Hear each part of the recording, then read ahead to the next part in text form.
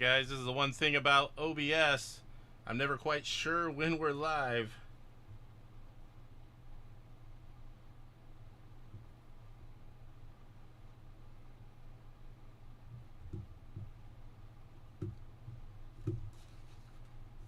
Let me know in the chat, guys. Are we live? It says I'm live, but I don't see it on YouTube. There we go. We must be.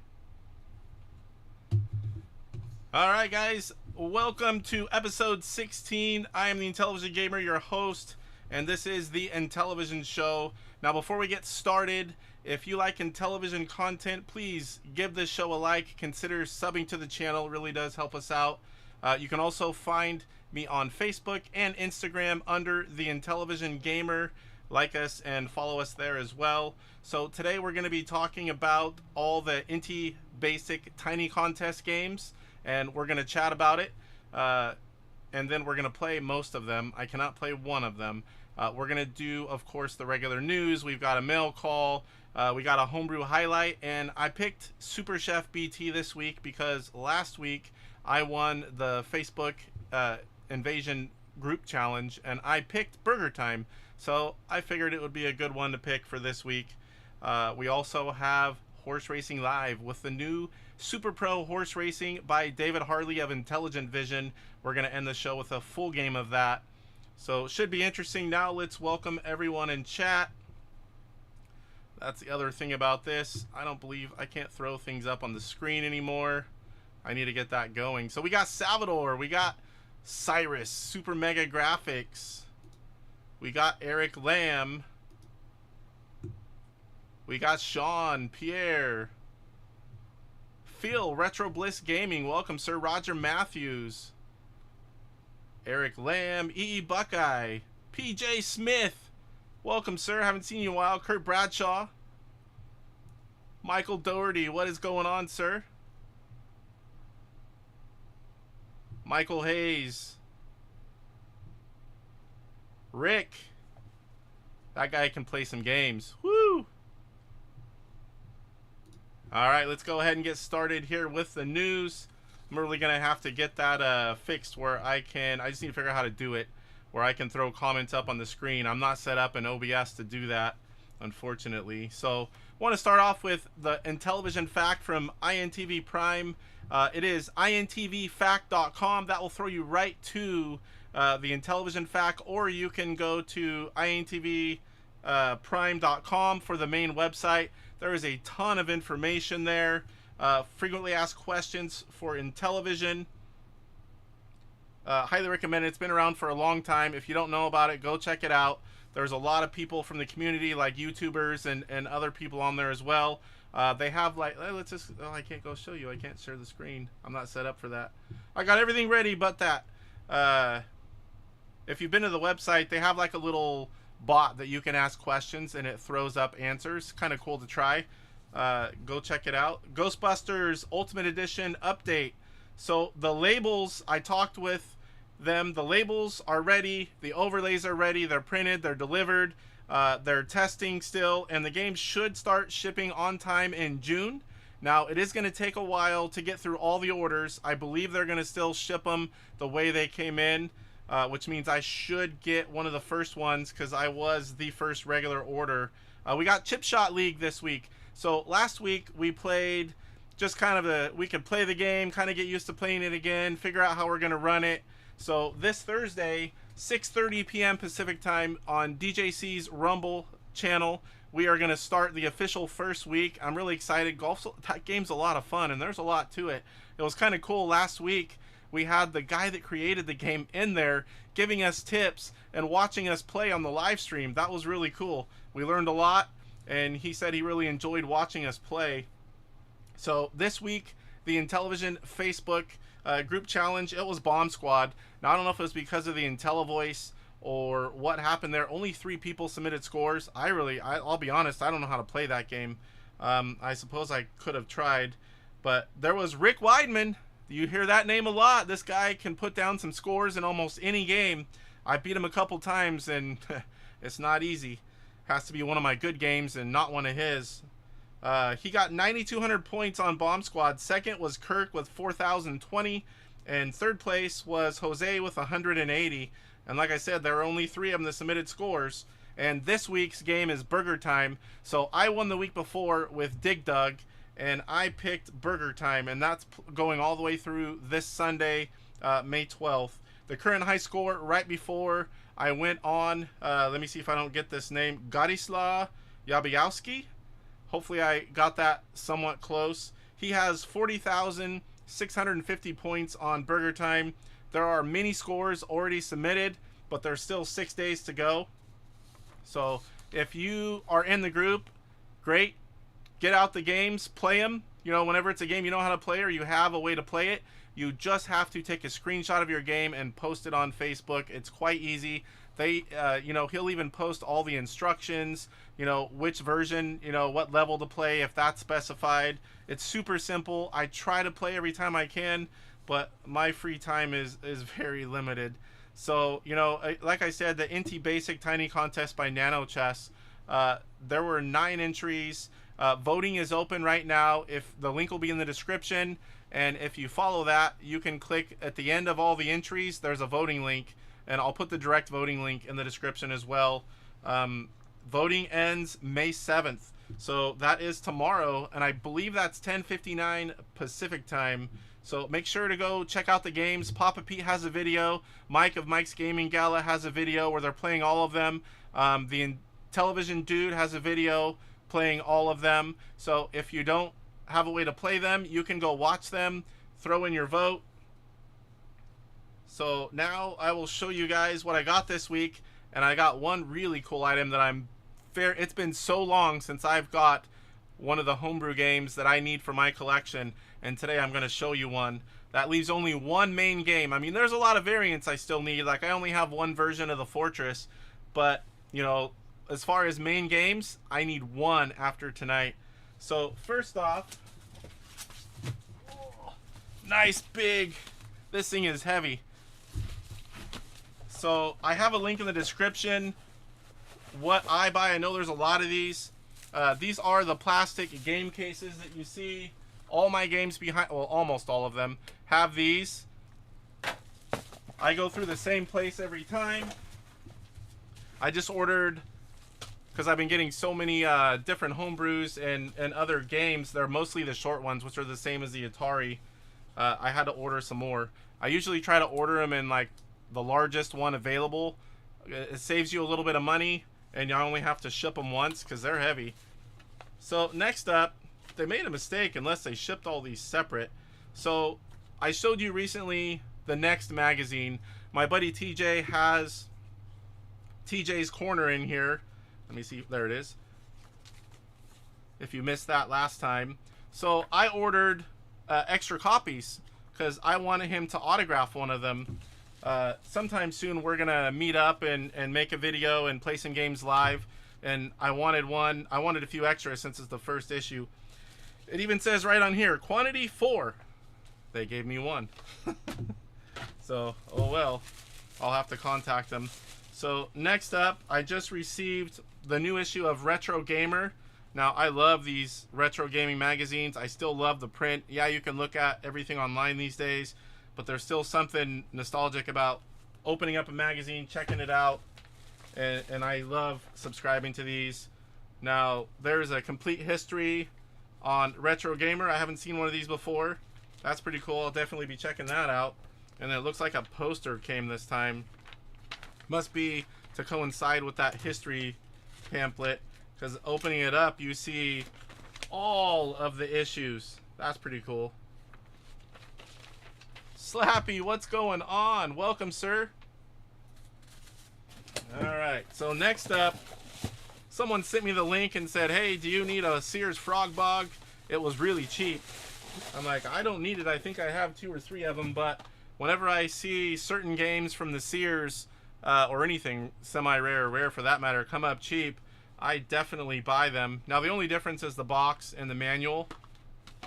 So I picked up Frog Bog, and now we're going to get to the final item, and my favorite. Oh joy, peanuts everywhere. They exploded all over my lap.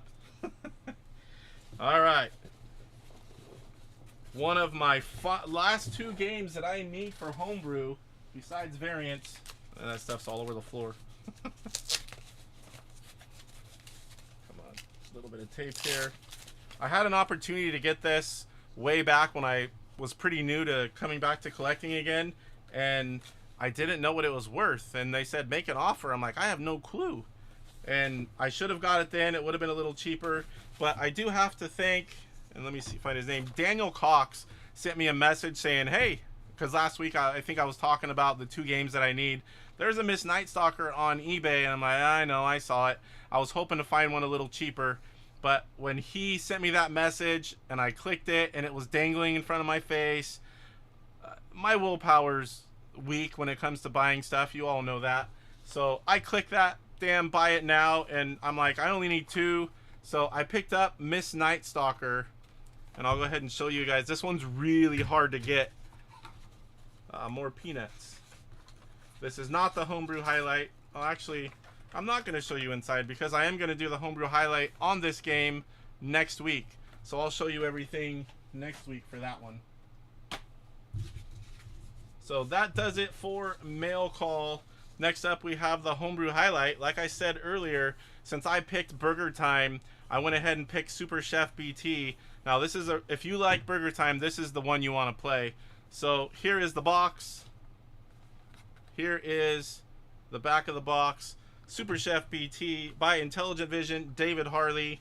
Here is the cart. This is another one that's pretty hard to get. Here is the manual.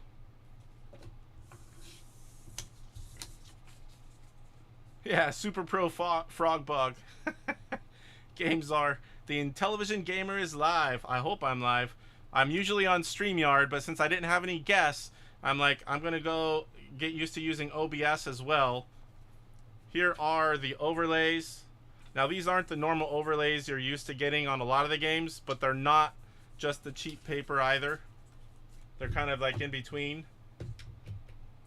So this game is kind of cool because, you know, there's, what is there, like 7 levels on the original. So this one has 69 different mazes, and where this one really comes into play and why it's so much fun, I believe level 1 is always the same, and then after that, it's a random level. So you're never playing the same game. You're constantly playing a different set of mazes, and that to me, just with so many different, you know, mazes, and the way it's just randomized, I love that.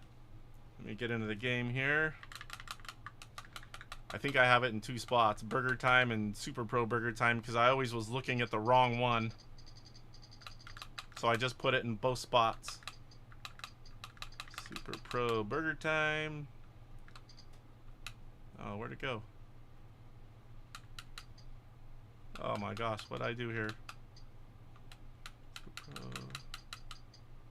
Well, I guess I'm going up. Oh, there it is. Super Chef Burger Time. Yeah, Michael Hayes says level 1 has to be the same because there's a slight difference in the code for the first level. Oh, okay. Do you know what that difference in the code is, or just that it's different? I never knew that. I just figured they did the first level the same, so it was familiar, then after that randomized it. I think even if you could randomize it from the start, I like the idea of the first level being the same and then going random.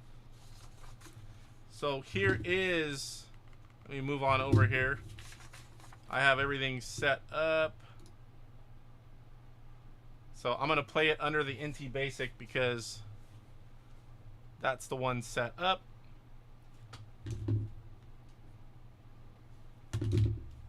All right, 1 player. So this one's a little bit interesting too.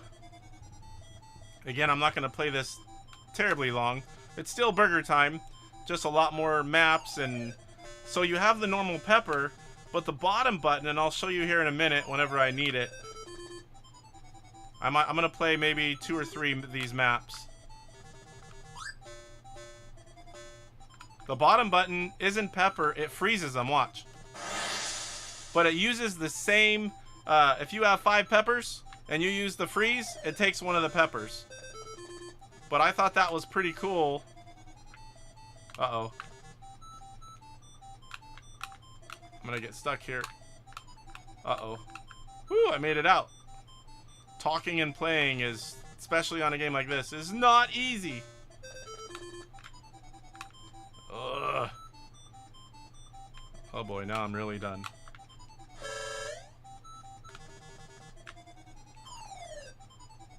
I promise you I play a little better than this. Normally.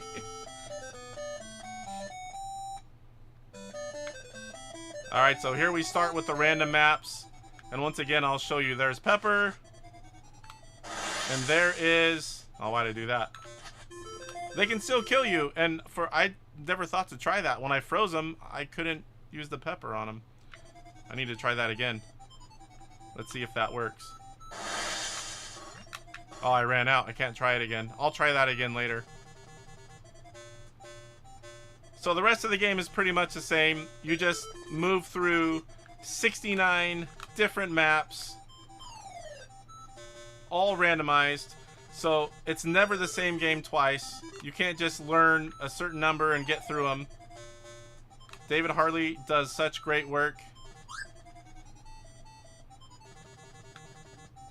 Alright guys, there is this week's Homebrew highlight. Super Chef BT. Get this turned off here, head back. Alright, so the discussion topic. So I wanted to talk, I know I'm pretty late to the party. There's a lot of people that have already played all these games. I had a couple shows booked ahead of time and I just didn't have time. I've had them all. I've had the OBS scene waiting to play these games. And I tried them all once last night just to make sure they worked on my Ultimate Flashback, which is how I'm going to be playing them. And so I wanted to play them all, and I wanted to talk about them with you guys. And at least one of the games is made by someone in the chat, Michael Hayes, and that is Pensate. And I don't know, we weren't sure. We were talking about it earlier. Is it Pensate? We heard Pete call it Pensate. I think that's how he said it. And we were saying Pensate. Michael says Pensate. I was saying Pensate. I'm like, maybe Pete knows something we don't. I don't know. I don't know if he was just saying it or if he knows that that's how you're supposed to pronounce it, but I have no clue. So we're going to get into the games and have a little discussion about each one as we play them. I guess let's go back to the IntyBASIC screen here. So I put them all under Tiny and then the name of the game so I could find them all in order. So I'm going to tell you guys a little bit about each one, and this information was pulled right from the Atari Age thread, which is going to be in the description. So the Blob, and all of these games are very fun, by the way. So you can't go wrong downloading any of these. Now, I wasn't able to play Chippy. I am almost able. Michael said I need the Aquarius data recorder, and I'll be able to play Chippy on original hardware.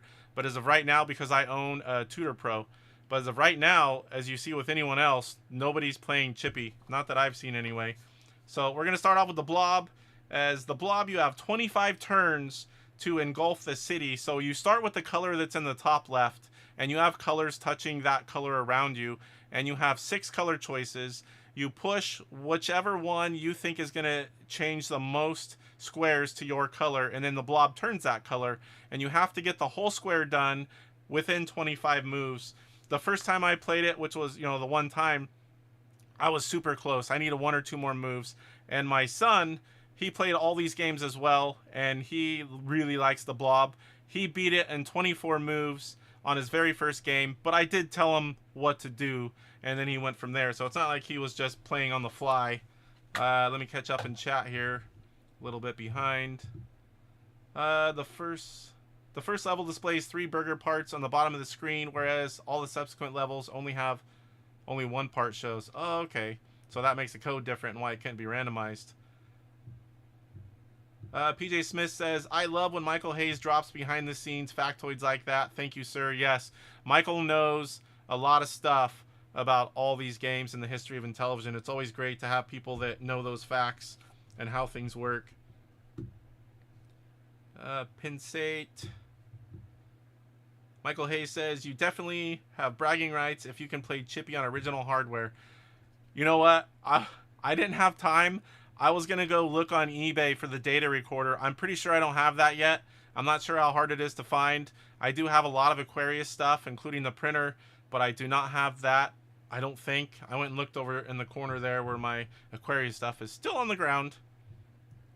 So you need a Tutor Pro, the data recorder, the game, and a way to load it up. And I still would have to have instructions on how to do that Chippy emulator. So, all right. So each turn, the blob expands and turns to the color that you did. There's colors on the screen, which will show you that. If you press 8, you can go into autoplay mode. Now, I'm assuming that's just if you get stuck or just want to see it go through. I don't know why you'd want autoplay mode. Maybe if you're recording. At the end of the game, you press 7 to play the same game, or press 9 to start a new game. And this is something that I didn't know when my son beat it. When you win the game, press 0 for a bonus game. So I don't know if that just means the same thing over again or if there's something different. I guess we'll find out if I can do it. So let's go ahead and take a look at Blob. And let me know in the comments if you guys have played it or seen it, what you think of Blob. This is one of the games I really like. I mean, there's so many. I haven't voted yet. I can't decide which one. A lot of these are, my friends' games. I don't vote like that. I try to vote. It's just a contest. I try to vote for, whichever one is the most fun. But it is seriously that hard to pick.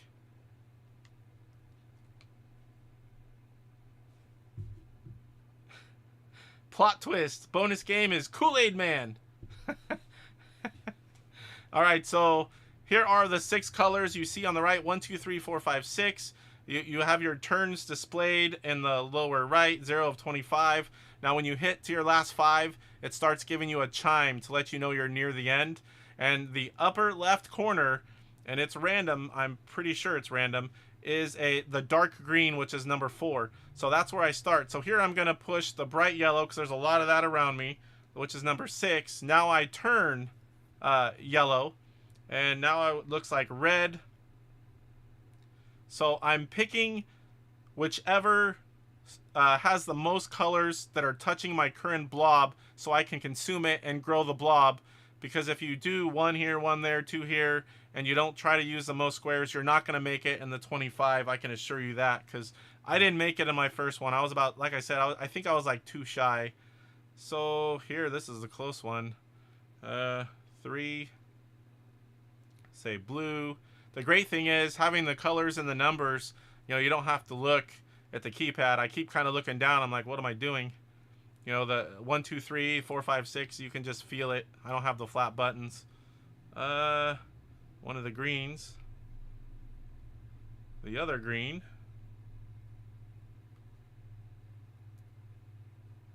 Dark yellow. So as you can see, the blob just keeps growing. It's a little bit of strategy to it, just, looking around. Red, green, yellow. Yellow, definitely the bright yellow.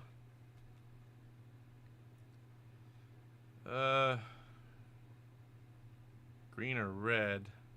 And there's a lot of green down there too. Go one more now, let's go red. So I'm turned 10 of 25 here. It's all I'm not used to this. I look over and I'm seeing all the OBS stuff. I'm so used to StreamYard lately. Blue. So now I've got a good number of it, and I'm not even halfway through.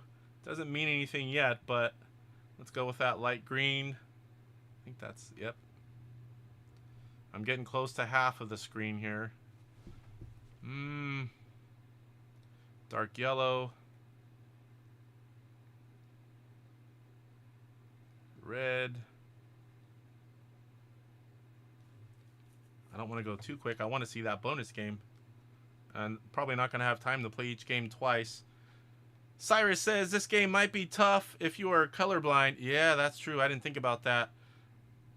Or playing on an older black and white CRT. I don't remember the last time I played on a black and white CRT, but a lot of men are colorblind, or at least partially colorblind. I do know that. Let's see here. What's next? Let's try blue. Oh, I've got 9 turns left. Yeah, Michael Hayes has it for color TV viewing only. Let's go with that light green. Yellow, yellow, dark green. I think dark green would be a good one here. When you get down close, it really closes in on them. Let's go yellow. I've almost got all the red, but I've got 6 turns. You're probably going to hear a beep here pretty soon. Let's go bright, yeah, bright yellow. Okay, so after this one, you're going to hear a tone. I can get all but 1 of the blue, but if I take the red right now, I can get all the blue next time. So let's go red. There's your tone.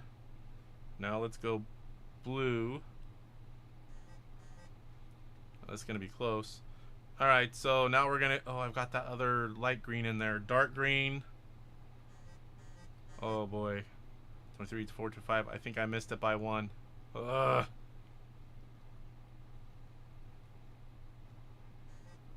I did. Oh, I missed it by 2.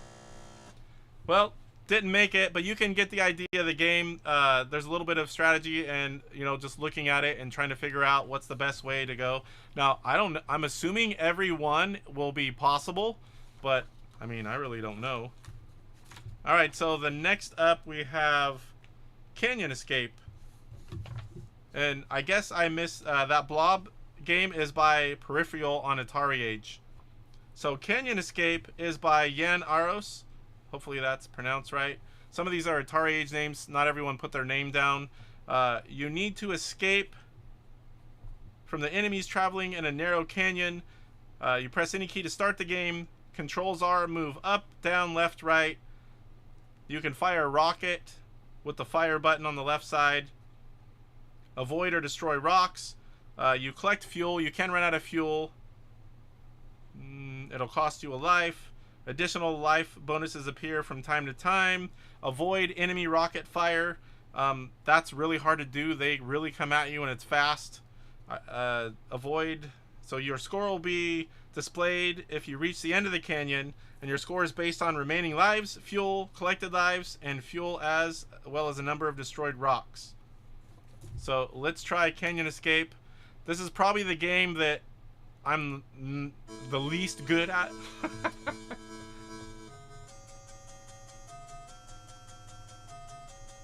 Yeah, that was a good one, Michael. So, nice title screen there.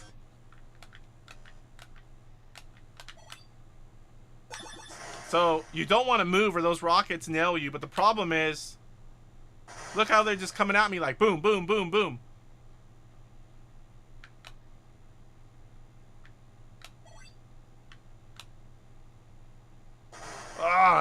The little detection, like sideways of the rocks, I thought I got the wrong button. It's the lower left. You think you can shoot straight ahead. 126 meters, that is very bad. Let's do one more. That was worse than my first game, for Pete's sake. So I've noticed if you don't move, it won't get you. It'll go just to the right of you.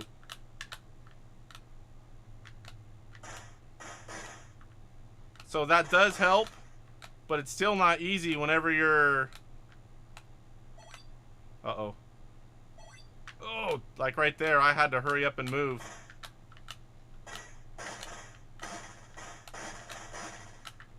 So it kind of shoots from the left.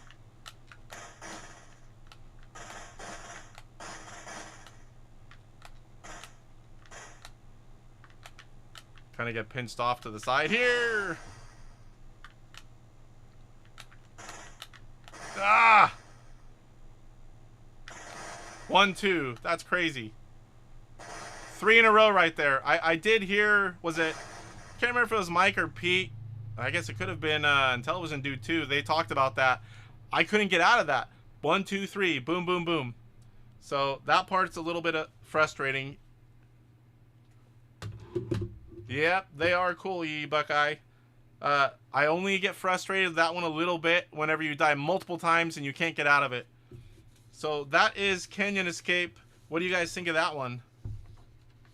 I only got 409 meters. I think I got like 600-700 on my first game. So I blame the talking. Mike's Gaming Gala blames the controller. I blame having to talk while you play, and you really do lose some of the focus. So I'm curious what you guys think of some of these games as I play them. I would love to hear your thoughts. Looks hard but fun. Yeah, that one, Eric, I consider that one the hardest game of all these. Definitely so. Give it a quick second here before we move on to the next game. Anyone else have any comments on Canyon Escape by Yanaros? Now, I'll talk while we wait for a little bit of the comments if they come in. Chippy, Cyrus says, I think the name is misleading. Yeah, there's no escape, huh? Nobody's getting out alive. They look very good. Yes, Kurt, they do. Especially considering the size of these games. I mean, my son and I haven't had him like excited to play like a bunch of games in quite a while. I said, hey, there's this contest. There's 8 small games. Would you like to play them all with me? Now, he's only 11, mind you. But they do love classic retro games. And he said, sure. So he liked 2 of them so much, he wanted to play them after he played all 8. And I guess I can tell you his favorites were... I'll wait till we play them all, and then I'll let you guys know, because I don't want to give it away. We're about to come up to one of them. Alright, so Chippy by Deckel. As I stated earlier, I cannot play that game. I mean, maybe I can, but I'm not ready to. I don't know how to do it. According to Michael, I do for original hardware, which I am going to try that. With Michael's help, I'm going to buy the data recorder. I'm going to play this game eventually on original hardware. Since I do have a Tutor Pro, I need to. I think it'd be kind of a cool video just seeing it on original hardware. So next up is Kart Tag by Harvey, 511 under on Atari Age. He brought us Amigo Cornhole at PRGE, and he's also brought us the recent version of the RTO Flash. Now, he always is quick to remind me he isn't the creator. This is, what do you call it? It's a... I forget the word for it. It's a project that keeps getting improved, and different people can work on it and release it. Michael Hayes, help me. I know you know the word. For some reason, it's eluding me right now. So this is the guy that brought us Kart Tag, and this one's another good one.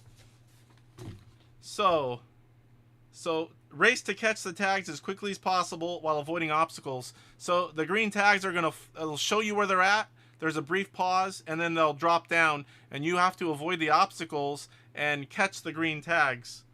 You press 1 for standard courses.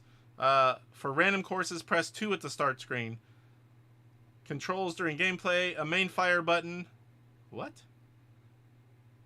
Oh, or up to accelerate. I'm like, fire button? I didn't know you could shoot. I was using up to accelerate. You can slow down, speed up to avoid obstacles. Collaborative project, man, that works too, but that's not the word that I've heard before and that I'm thinking of it. Whenever it's open source, is that what it is? Open source project? That might be it.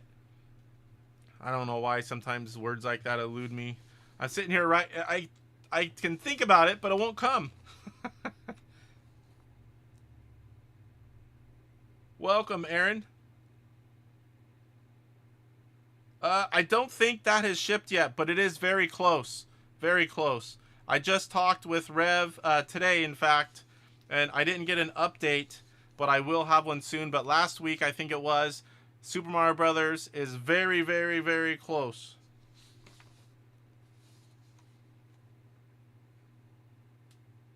Yes, open source. Okay, so that's what I was looking for. Open source project where different people work on it, and you know, you can release your own version of it. That's what Harvey did.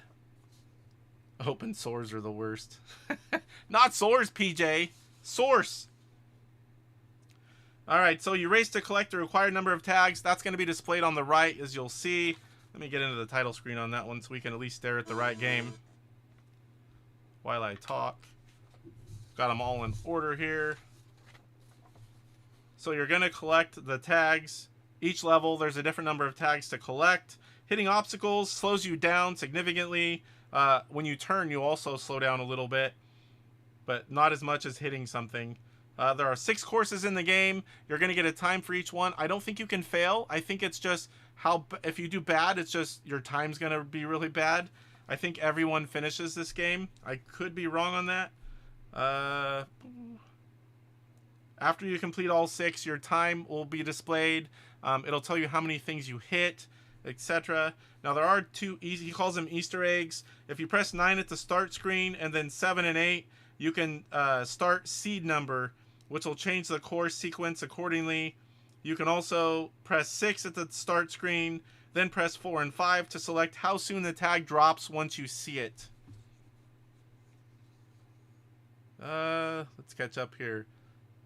Will there be a Super Pro Utopia? I would say that's like 95% for sure going to happen. I really hope it does. I had Utopia as a kid. I loved playing it.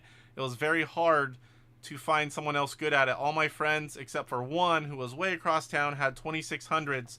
So everyone was always at my house playing Intellivision games, but nobody was really good at most of them. And then whenever we were at the other friend's house, we had Atari 2600s. Now, the one neighbor to my right, that's why he had Odyssey 2, and that's why I'm nostalgic for it. I do have a complete US collection for that. I believe I have everything there is to get for the US collection for Odyssey 2. I don't go anywhere else because there is a ton of that overseas. My gosh, was it popular overseas. Make sure. So, all right, let's get into Kart Tag here and catch up in chat real quick. I think Super Pro Utopia is a magnificent idea. It is. It has been talked about many times over the years, including recently. Not sure, but I am a Super Pro at Utopia. I play both islands at once. Yeah, I used to do that as a kid too. Get both islands going and...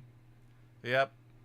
What about the cheat move where you... What is it where you... I forget what it is. I'd have to play it a little bit. Where you park your ship at the other dock so they can't make any ships. That's definitely... You got to have that... No doing that. It kind of kills the game. It's not fun after that. So we're going to go with standard. So I'm pushing up. I can see that green tag +1. It starts off kind of slow. Let me get it's a little low on the volume here. So I slowed down there. I wasn't going to make it over. Now this is pretty much top speed for level 1 right here. So as soon as you see you want to be moving over. Because sometimes you can't get to it. Something else will come out in your way. Over to the right, you see 5. That's how many more I have to get. Now it's going to go to 4. The bottom number is what level you're on. Oh, what am I doing? I was talking and looking over there and missed it. So if you miss a tag, you just keep going. It just takes you longer. Like right there, I missed a tag, so I'm going to have a little bit worse of a time than I would. Oh! One more. And it's straight above me again. So all these games are simple but fun. I enjoyed all of them.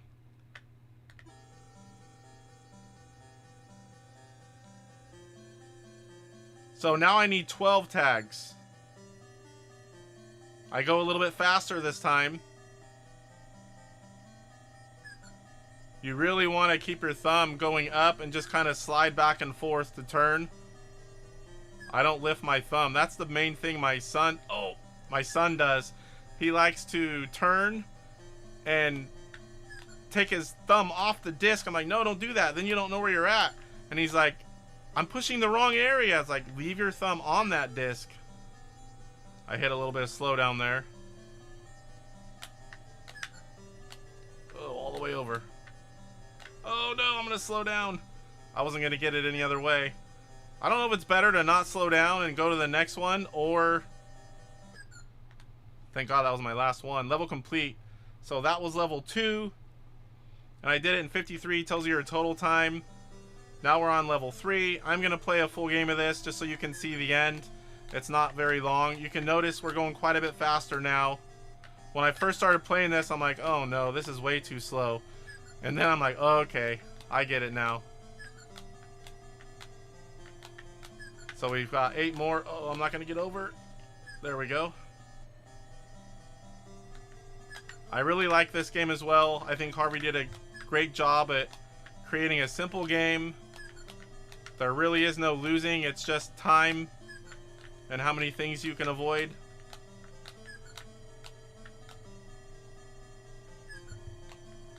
So start now. I'm curious, you know, you guys have seen it. Let me know in the comments. I'll catch up here in a minute.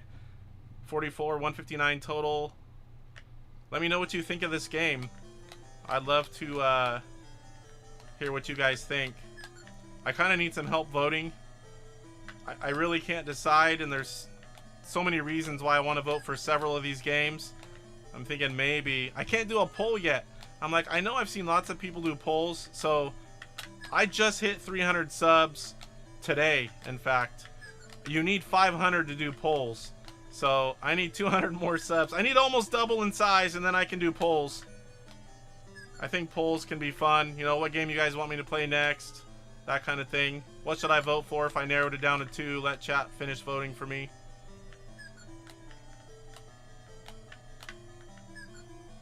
Forgot to push up. Can really get moving here on these later levels. Again, sitting here chatting, I'm like, I forget to go faster. Alright, so there's level 4.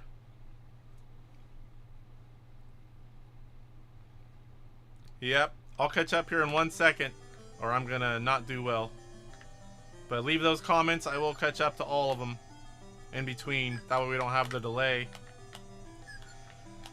Something to mess around with too would be cool is you can set, I think there's 3 choices, the Easter egg things. You can set how long those tags stay up there before they drop. So it's going to be a lot harder if you see it and it instantly drops versus, you know, a little bit longer, or this. I think this is the slowest. So setting those tags as soon as you see them where they're moving, that's going to be a lot harder to do.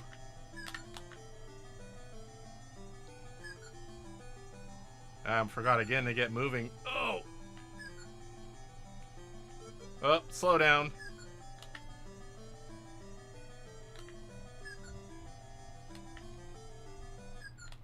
Alright, so one more level. There's level 5, 58 seconds, 275 total. And here we go for the final one. Again, guys, get your comments in. I'll read them all right after this level. Ah!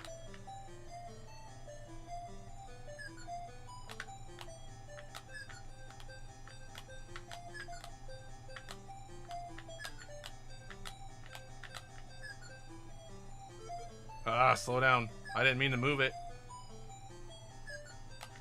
11 more. Oh, I got it. That was close. I looked over at the how many tags I had left, and I almost missed that one.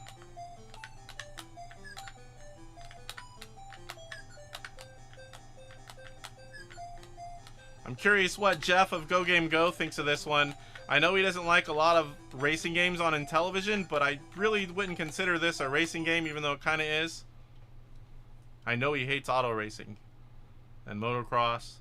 Alright, so 324. I need to screenshot that because that's my best, of course. I played it one time. I think I was like 470. I didn't even know how to go fast. So here it tells you all 6 levels, the time for each one.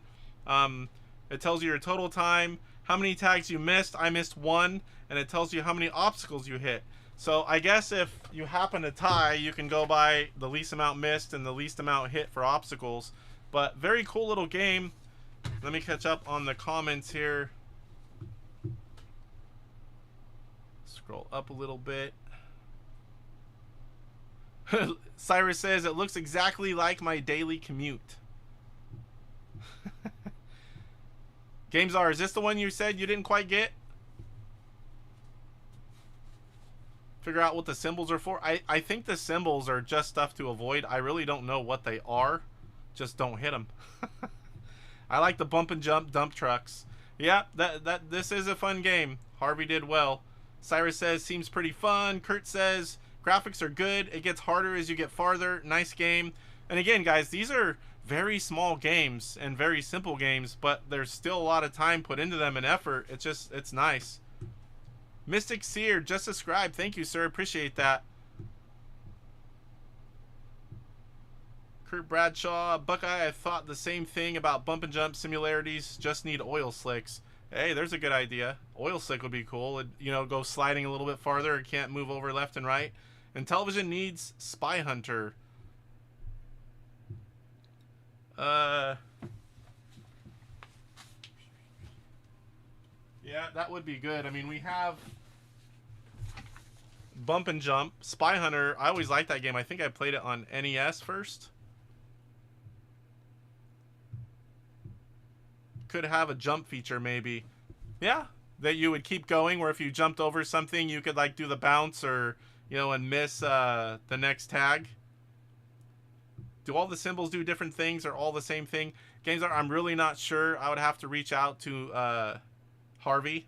Maybe he'll pop into chat. Sometimes he does. There he is. Harvey.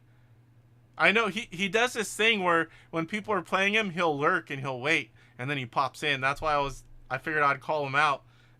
So the question was, I'm sure you saw it, but are all the symbols the same?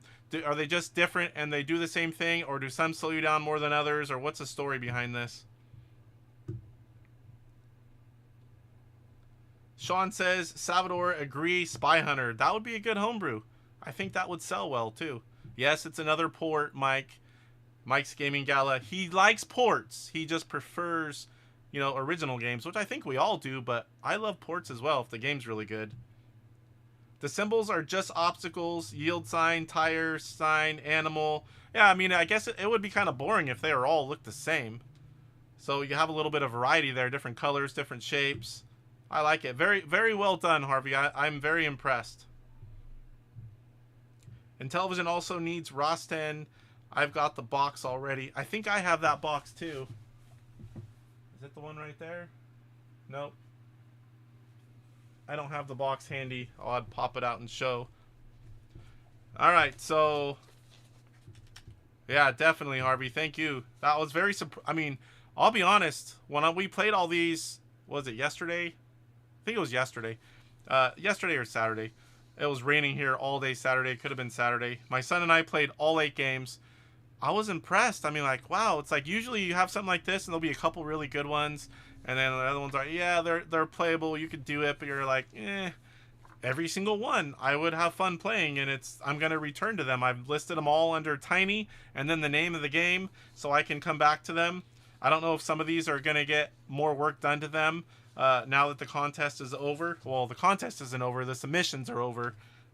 Again, if you guys, after you watch this, there'll be a link in the description. Go vote for the one you like the most. Even if you haven't played them or don't have a way to play them, we've talked about them. You've seen them all. Go give it a vote.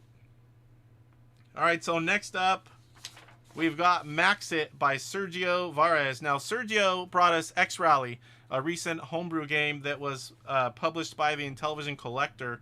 So you challenge a friend or the computer. So this one's 1 or 2 players. I didn't even think about that. My son and I each tried it. We should have played together. In fact, after the show, I'm going to bring him up here and I'm going to try the 2-player version where he'll be excited because now that we're into this game, this was one of his top 2 games was Max It. And the other one was The Blob. Those are the 2. He liked them all like I did. Well, I mean, Chippy, we didn't get to play, but of the other 8, we liked them all, but his favorite 2 were Max It, which we're about to try, and The Blob, which was the first one. So you capture a number. Let me bring it up here again so we're not looking at the wrong game. So Max It is next. So you've got 1 player, 2 player, and credits. You know, I've never looked at the credits. By Sergio Varez, IntyBASIC, Tiny Contest 2024. I never tried this either. So there you go. You can scroll down and click enter. I don't know if anything does it. Looks like just enter. Switch it between 1 or 2 players. Very cool. I'm going to have to play this game with my son later. He'll be excited. So you have a 10x10 board and you pick whenever you're player 1, you can only move horizontally. So whatever you pick, you want the positive number, but you also have to look at what the next person, whether it be the second player or the computer, because whatever number you pick, they then have that vertical row and then whatever they pick, you get that whatever they picked for your horizontal row, and you go back and forth. Now some are green, some are red, and it's all a score. So there's different numbers on all these, and there's a few bonus and different tiles, question mark, and I can't remember what the other one does. Maybe it randomizes things again. But it's fun. You go back and forth. There's a lot of strategy to this one because you, like chess or checkers, you can't just play one move at a time. You have to be looking at the whole game as far ahead as you're able to do before you move. And if you're behind, you got to make sure as you get into the game that player 2 or the computer has another move, because as soon as the person can't move horizontally or can't move vertically, game's over. Whatever the scores are at, that's it. So you don't want the game to end if you're behind. And that could be a strategy. If you're ahead, you find a way to lock them out so the game's over. So the game just goes until one person can't move, is basically what it does. Okay, here we go. The wild card cells have a hidden number, and their value only to be revealed after the player captures it. The game ends when all numbers have been captured or when a player is unable to play. So let's get into that one. So as you can see here, there's a lot of green and red. Red gives you negative points, green gives you positive, just like money. Let me catch up here. My vote goes to the pie generator. Yeah, that's pretty cool. We'll get to that one, Salvador. I know a lot of you guys have seen these. As I said earlier, I'm late to this party. I'm probably one of the last Intellivision guys to play them all. I had booked shows for weeks, and then I had it all here ready to go, and I didn't want to do it in a separate video, which I still may do that. I try to keep everything on the show. I like doing it that way. Harvey says, I mentioned this yesterday, but Maxit could really use some difficulty or easiness levels. Yeah, it could. But if you're playing 2 players, it's irrelevant. That's only when you're playing the computer, obviously. But I'm excited. I'm kind of waiting to see my son's face whenever I say, hey, we can play this game together. Because we totally should have tried that yesterday. Okay, so I'm looking for the highest green number. But then I also have to look when I pick, like right now, I'm 13 down here. Uh-oh. What happened here? Wasn't letting me move. Oh my gosh. So I'm going horizontally. When I go to this 11, if I pick that, then the computer or player 2 has that, the vertical row. So whatever I pick gives him their option. So let's go ahead and do it. So now he picked. So now I've got this row. 4 is the only positive. But now if I pick this 4, he can go up and pick the 11, and then I could pick a 12. So it's kind of like a numbers game. You got to do all this math in your head, look several moves ahead. You can count pretty far ahead if you sit here and wait, which I really don't want to do for the show's sake. All right, so now he's like, I have a positive here, but only 3, but then he can grab that 13. I get a 1 here, he can get a 4. That might be the better way to go. So again here, if I pick 7, he's going to double me. He's already over double my score. I am the player 1 with 16, and the computer has 37. Yeah, there's nothing good here. Sometimes you might want to pick a -1 if the only things for the next player are higher negative numbers. 10, same thing. Ugh. Let's go with the random. Peace, love, and V-dub bugs. Jet Screamer, welcome, sir. I gotta move this. I can't see all the... Some of the text is off. There we go. I'm sorry, but I cannot support math in a video game. Well, it's a good, fun puzzle game. I wouldn't call it math. I guess kind of is. You just pick the higher number for your score. You really don't have to add and subtract them. It'll do that part for you. Yeah, PJ says, I was told there would be no math. 11, 12. So we picked a 12. It gets a little better and a lot more strategic whenever you get the board gone a little bit more.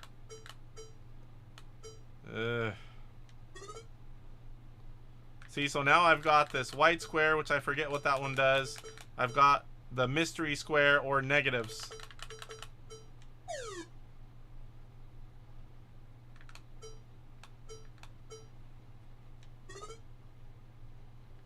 So if I pick 1, he's going to get 12, 14, or 15. There's everything else. Let's do it. 2, 0. Let's force him into the... So he took a negative there, negative 10. And he did that, so I would have to pick from negative 3, 5, 10, and 11, or this square, which I lost 4 there. It's random. So it can be negative or positive, I believe. So now he picked this row. Now I've got nothing but negative to choose from. So he forced me to pick negative, and then he's got... Here we go again. So right here, almost like, say that positive green 9 wasn't at the bottom, I would pick this negative 1, because then he would have to pick from the negative numbers left, and he would, you know, lose points. I'm losing pretty bad here. No focus on this one. Let's see if he gets that. If he gets... Oh, he didn't. I thought he was going to go for that 3. I was going to hit 15. Computer's pretty hard. Let's see what he does here. Yep, took the 9. See, I'm not getting much. I take this 15. I'll probably take the 14. Took the 12. 8. He's going to take 15. 2 to 12. So there's 7. There's 10. So if I take this, he's going to have to pick one of the negatives. Ah, I lost a bunch. That didn't work out. And now I have to pick the negative number. I'm losing pretty bad. Please be positive. Ah! I lost 8 again. Or is that 8 or 9? 9? Oh, 8 says right there. Duh. Oh, he picked negative 10. Alright. Only 1 to choose from. Down here, I can get a little positive there, but now I'm in the negative. I didn't look ahead too far. Now I'm forced to go to the negative numbers. Jet Screamer, 15-2, 15-4, 15-6, and 6 is 12. Or wait, maybe I said that wrong. All the numbers kind of jumbled together on my end. Where am I at here? So now if there's something that's all negative, I would pick that. As long as it wasn't real bad. There's all positive, so he did a good move there. So if I pick 9, he's definitely going to pick that 14. But there's a 12 and a 15, so let's see. Oh, so he did that. Negative 14.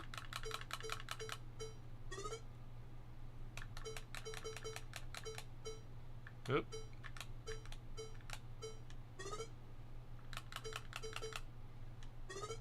So he picked a random. He got negative 4. There's, I think every question mark, I don't know if that's the wild card. Every one's been negative. Now what do I pick here? Oh boy. 8 and he'll pick 7. That's like 15. 3. Pick 3. Let's go that way. Ay, ay, ay. Negative 14, negative 10. Hey, are you playing cribbage, Jet Screamer?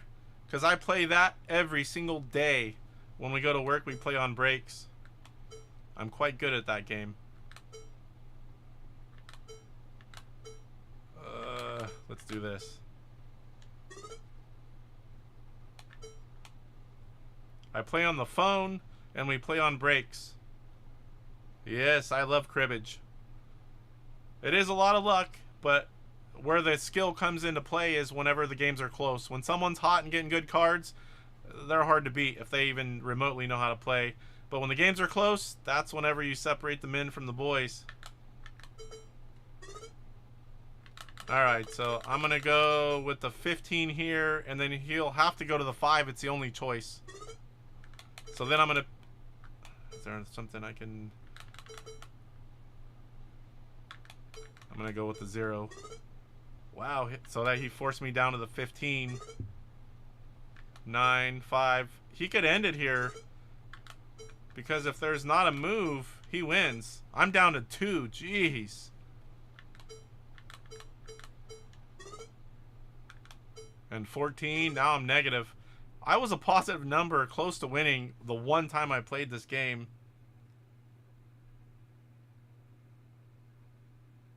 A crumpet?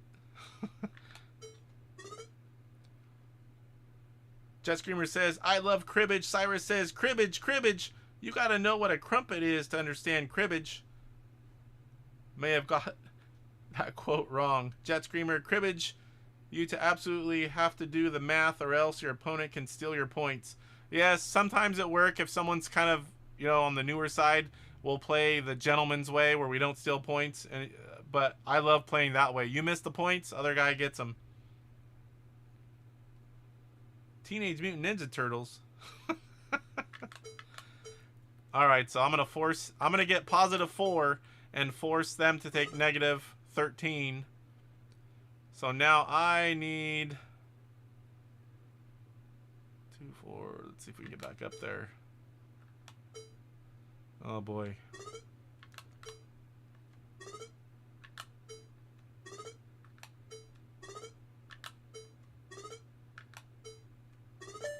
Alright, so we cleared it.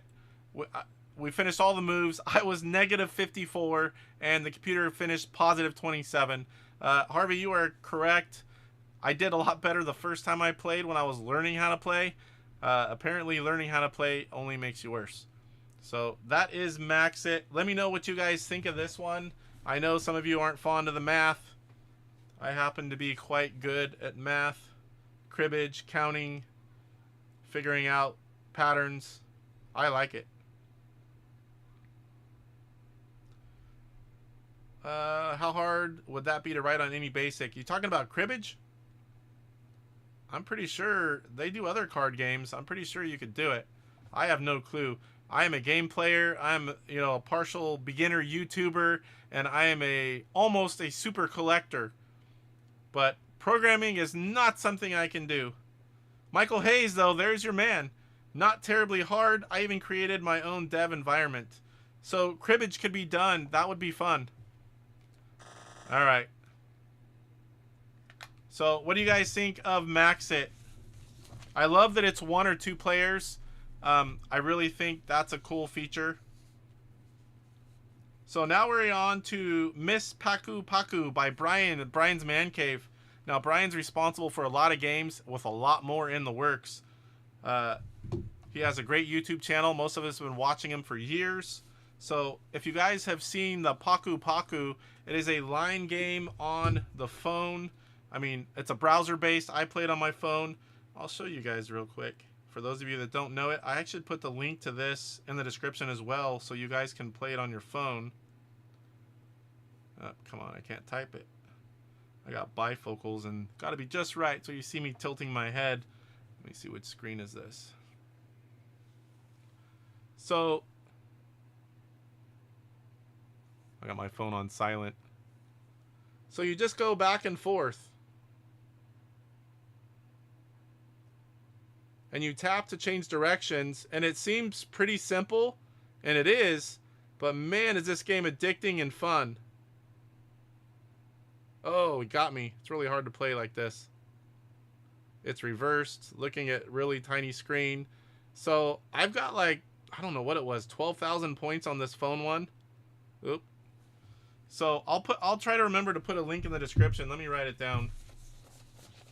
Show notes. Where'd they go? Okay. Paku. Link.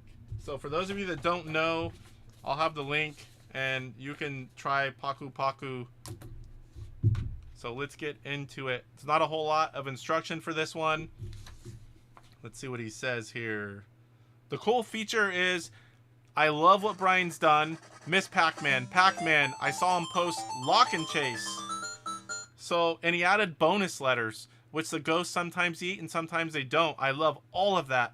I wish the animation of Pac-Man would get a little bit smoother, and there was a few gameplay things that I wish were more like the Paku Paku. Other than that, I love what he's done, and I don't know if it's done.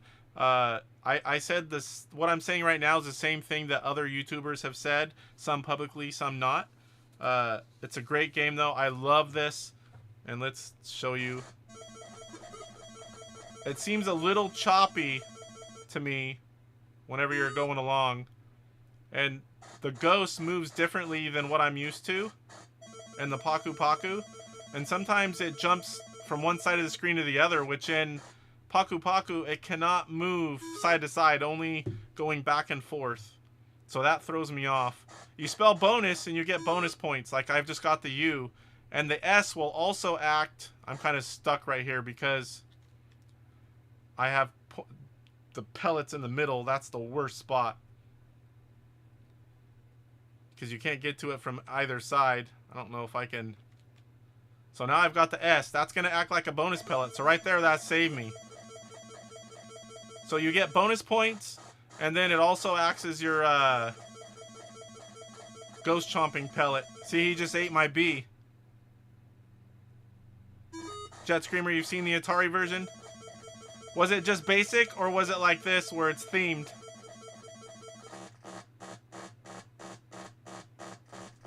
Oh, go back and get that. Oh, there's an N. Oh no, don't, he's gonna get the U. There's the U again.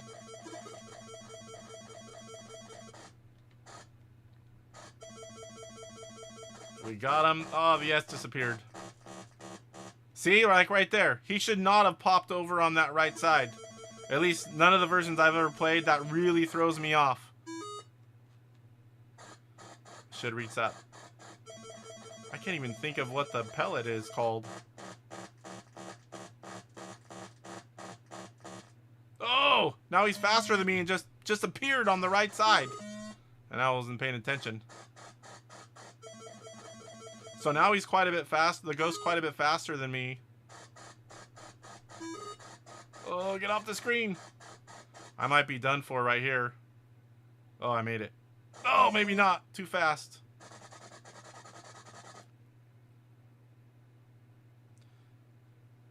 So, 1,364. I do really enjoy this game. I just wish a few little tweaks could be made. I actually love the bonus part of it, and that the last one gets you, you know, I can't even think of what that pellet's called, where you can eat the ghosts, and someone throw down what the heck that pellet's called. You know, and I love the theme version. Like I said, he's already thrown out 3 different versions: Pac-Man, Miss Pac-Man, and Lock and Chase. Now, I love those ideas as well. I just think I would love to see a few changes to the gameplay. Okay, what do you guys think of this one? Let me catch up on chat while you guys type anything else in. Kurt Bradshaw, it's not terribly hard. Kurt Bradshaw says, once you learn to play it, it's a nice game, but it was fast to figure out. Jet Screamer says, I used to use flowcharts to code. I've seen the Atari version. Cyrus says, Miss Pac-Man is looking a little rough, but she's hanging in there. Yeah, I was thinking the same thing. Rick says, you only get the bonus if you eat the ghost while he's blue. Oh, so you have to eat the ghost after you get the S? I thought you just got the points. I'll have to go back and try again. Harvey says, if someone made a 2-dimensional game like this, it would be awesome. Well, you're a programmer, right? I would love to try that. So kind of looking like your, what is it, Tarman? Advanced Dungeons and Dragons Tarman, where you'd be kind of going through that room like that, but playing Pac-Man, line Pac-Man. Jet Screamer says, I'm not completely sure it was on Zero Page Homebrew or Homebrew. Yeah, I've seen that. Oh yeah, I saw that one. I met them at PRGE. I think they go every year. They're affiliated mainly with the Atari Age booth. Michael Hayes says, originally called Energizer. Aaron says, White Knight, or I guess that's all part of his name, can punch out and be done on the INTV. Harvey says, dude, it's a joke. It'd be Miss Pac-Man. I thought you meant the 3-dimensional.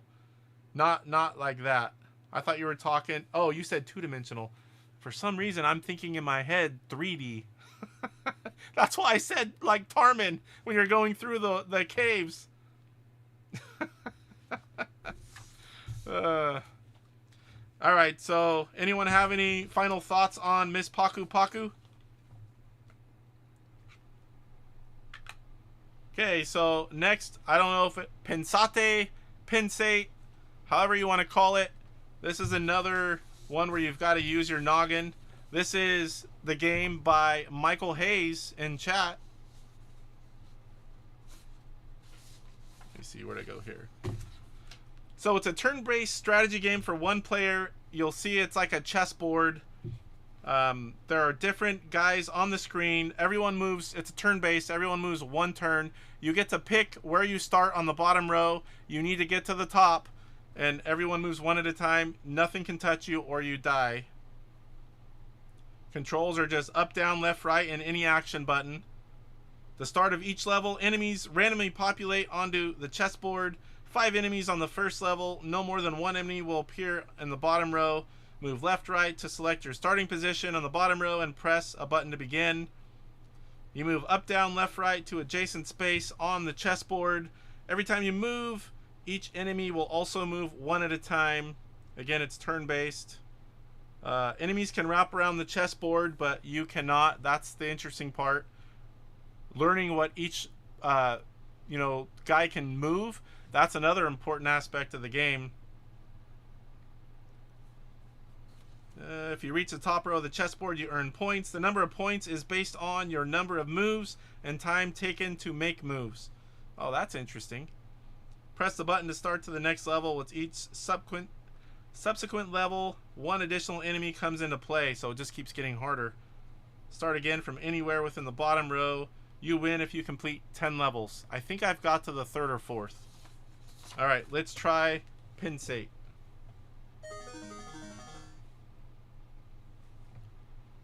Jet Screamer says, I want to make a Choplifter clone, but in Dune World. Oh, I've been wanting to see the Dune movies. I know there's, is there 2 of them out?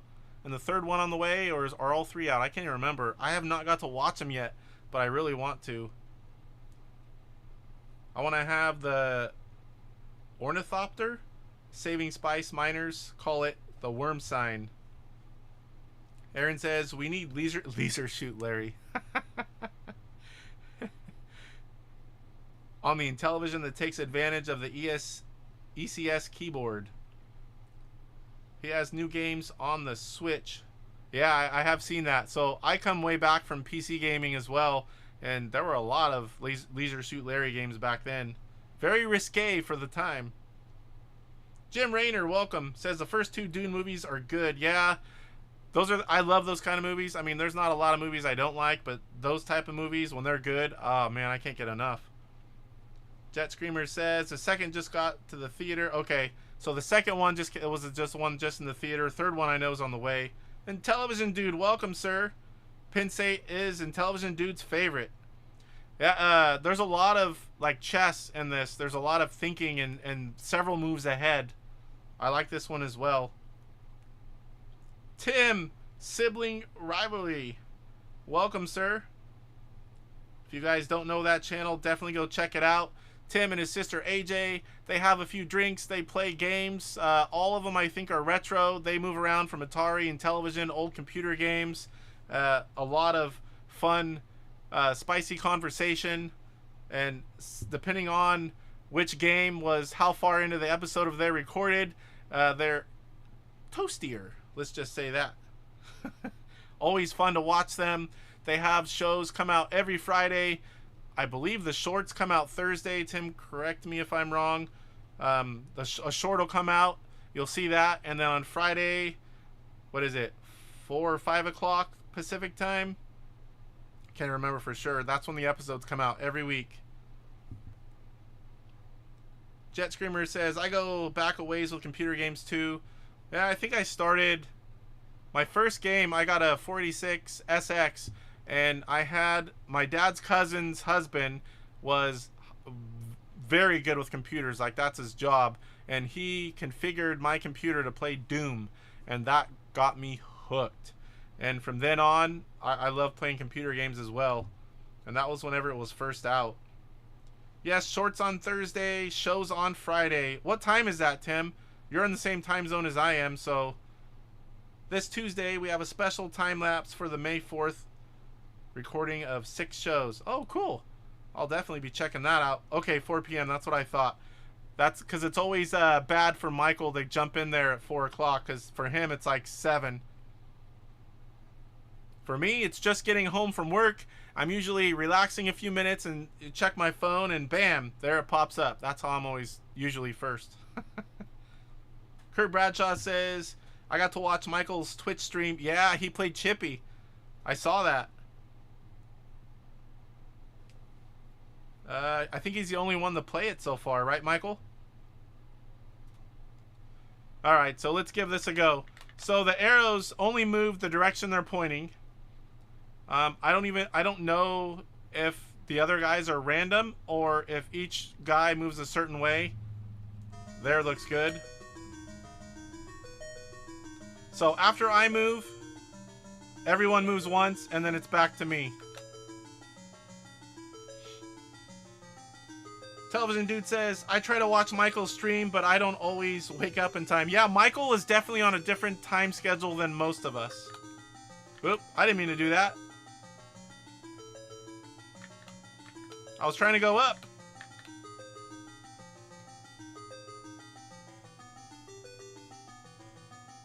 Oh, cool.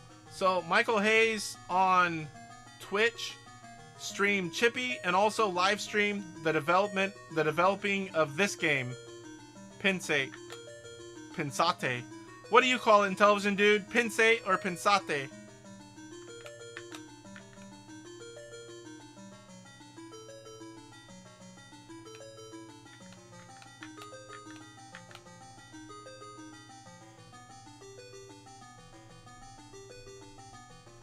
Pensate? Ah, I moved up! I guess it's good I didn't, because... Uh-oh. I don't know which way that guy moves. There we go. Now once everyone moves, if I'm okay, I'll go on to the next level here.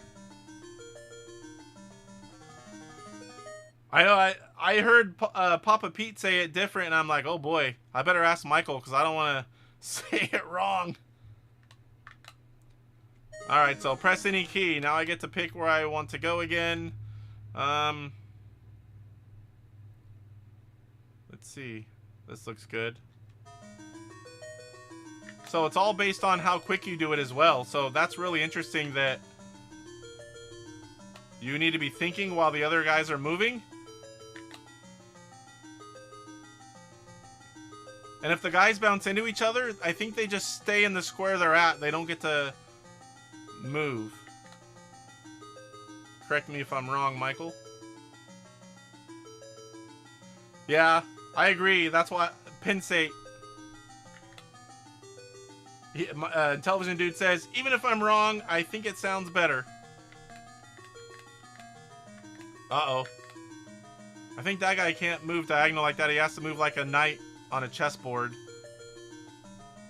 But that arrow is going to be right there with me.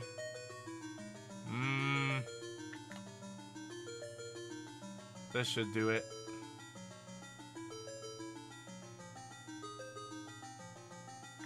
Because now the arrow's going to move out of the way.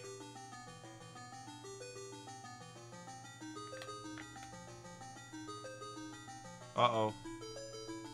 I don't know how he moves. That might... I'm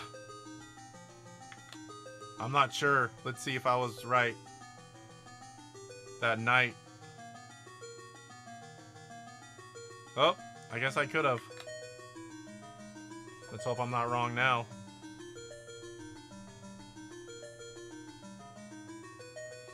Michael says, yes, enemies move back to their original space if the other space is occupied by another enemy. Yeah, so they kind of like try to move. There's something there. They stay there.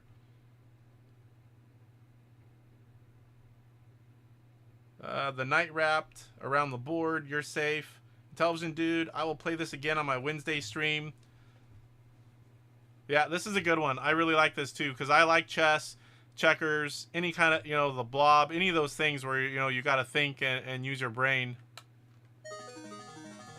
All right, so now more pieces that I don't know what they do. Let's see here. You stink at chess. This is kind of similar, just different kind of pieces. I have a big I don't know what it is, 3 foot by 3 foot, something like that. Chess table with regular size chairs. And then the pieces are like, I know it's hard to tell on this, but like 3-4 inches, maybe 4 inches for the king. They're the big, like you would see like at a restaurant or like a cafe. I love that thing. Oh boy. There's a lot of stuff going on around me.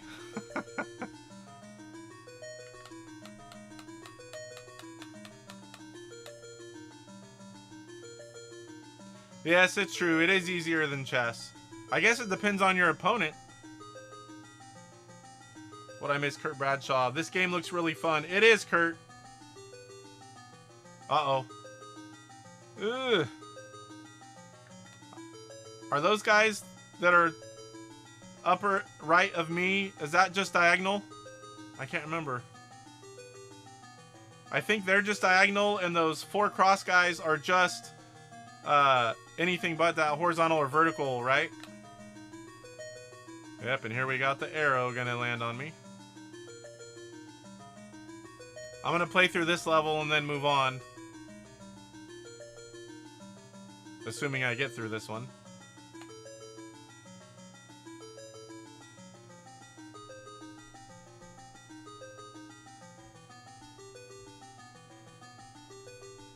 Michael says, the legend on the left side of the screen shows how they move according to your move.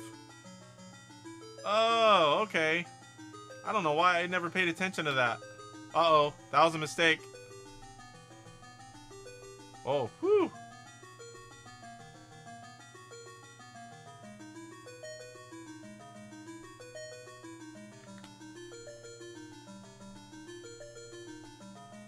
Oh, I see. That's going to make it a lot easier, Michael. Thank you. I wasn't aware of that.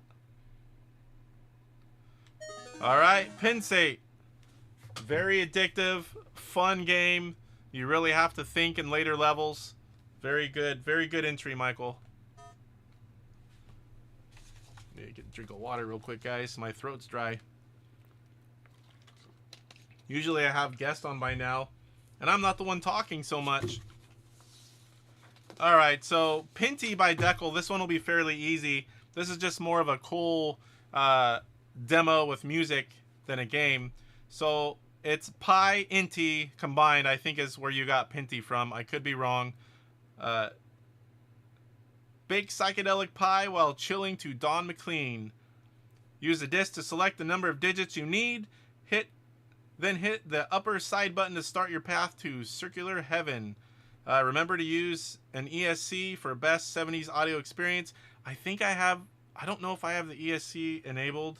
Maybe someone can tell me. I don't know what the difference is. I know I have IntelliVoice. I'm assuming ESC is on there. I'm on the Ultimate Flashback. Note that the requested number of digits goes up. The time to compute each digit also increases. I know if you do like the highest level, it takes 80 hours to finish. We're not doing that one. We're going to do 10 just to see what it does. It's more of a demo. Let me catch up on chat here. Kurt says, Michael, I need to get a copy when they are available. Kurt Bradshaw, I could see somebody like Oscar putting all these entries on a single cart. Now, they have done that with 3 of the other contests. I'm not sure that all these can go on a game like that. That would be interesting. I would definitely, I mean, I buy all the games, but I would definitely want to buy that even if I didn't. ECS. Yep, amateur. Not all of us have been doing this for 15, 20 years. Yeah. So Michael Hayes says, I generated all 4,000 digits and took a screenshot. My gosh, 80 hours. That's a long time. All right, so let's check out Pinty.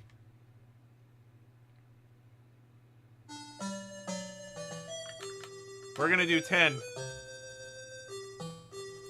Notice that's nice and quick. 10 digits.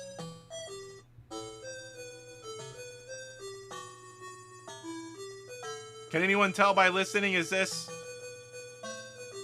the ECS or is it just the regular version? To me, it sounds like the ECS version, but I could be wrong.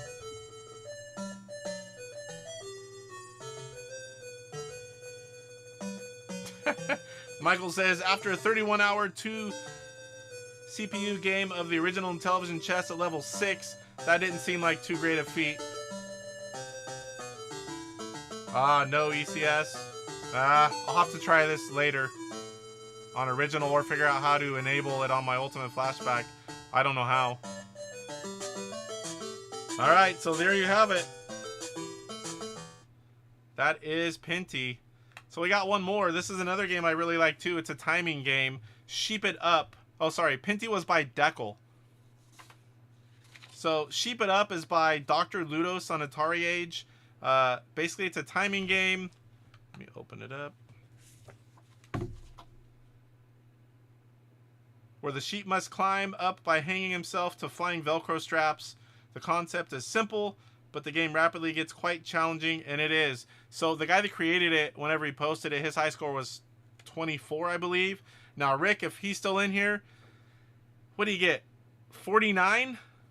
You know, so he got over double the guy that made it. And I've got 29, so I beat the guy that made the game, but I haven't played again to, it's a game where you die easy. So you just hit the button, you can skip, and that's worth more points. And you can guide yourself a little bit in the air, left and right. Sometimes you need to do it. Oop, there I died. So if you saw that, I did move a little bit over, so I got a whopping 8. Sheeps is nice, Jet Screamer says. Salvador says, I thought Sheep It Up was by the Cars in 81. I'm not even familiar with that song, at least not by the name. Intellivision Dude got 42 earlier. Nice. How many times have you played the game? Now I have something to go for. 29 is my best so far. Oh.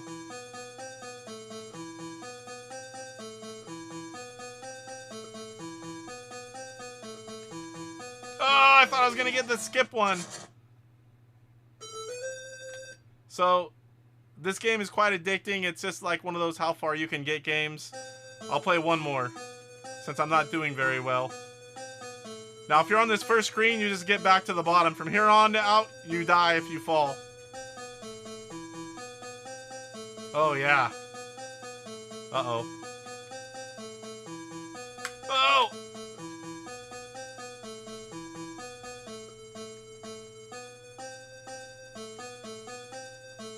Well, this is my best one on this show.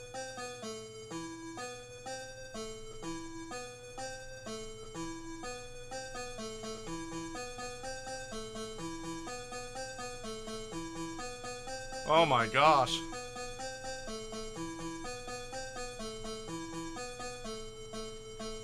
Ah! That was, I thought I had it. 23. Yeah, a new record for this one. I did hit 29. I got a screenshot. I definitely will come back. I want to try to give Rick a run for his money. But first, I'm going to go for 43. That's my new target. Michael Hayes. Boring fun fact, Velcro is a brand name, same as saying Kleenex. Yeah. It's kind of like jet ski. Early on, when those things first came out, everyone called it a jet ski. And as far as a gaming reference, how many of our parents called everything Nintendo?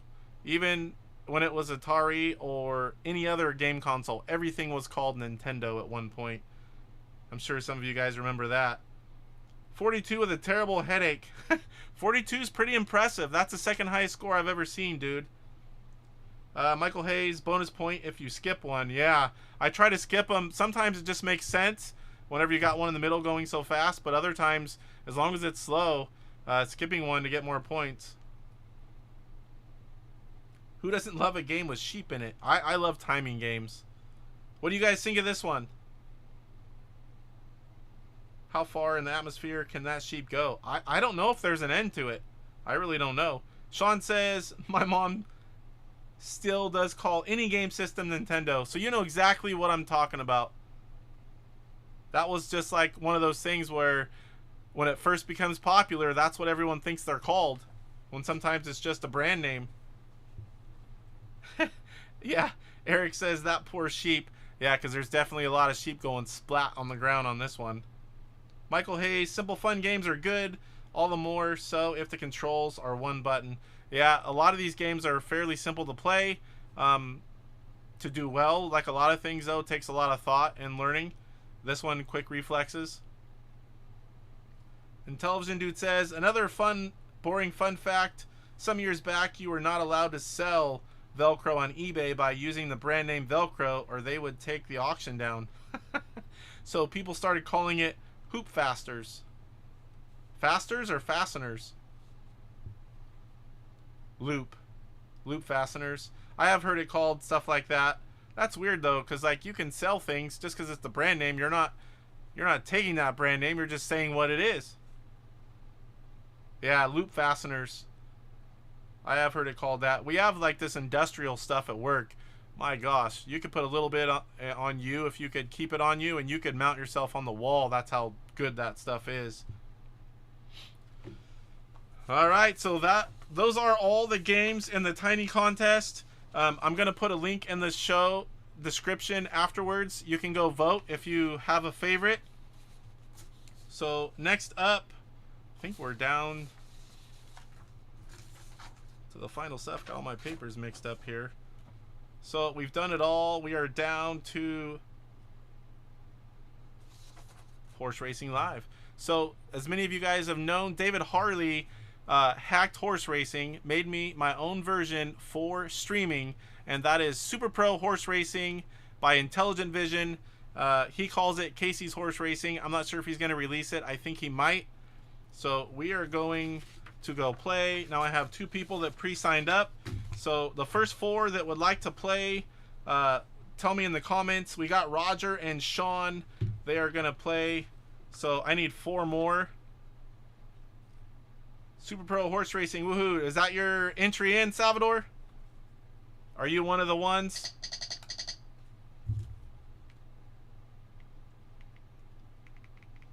Let me see here. Horse manure on the track. Yeah, I don't think that made it in. So as you guys know, we had a show and we went through a lot of different things. He did all the things to help me stream better and that weren't super hard to do. Like my number 1 was to have more people be able to play, but that required a lot of code rewriting. So that one didn't make it in, but there were a lot of great features he added for me streaming this thing. So I'm really grateful that he did that for me. Salvador's in. Kurt Bradshaw is in. Dude, are you playing? You haven't played in a while. Let me find it here. Oop, I think I passed it. I was trying to go to Chef BT. Alright, let me switch over here. Eric Lamb's in. Alright, dude, maybe next time you can just watch, hang out. Always good to hang out, too. Alright, so who did I miss here? Salvador.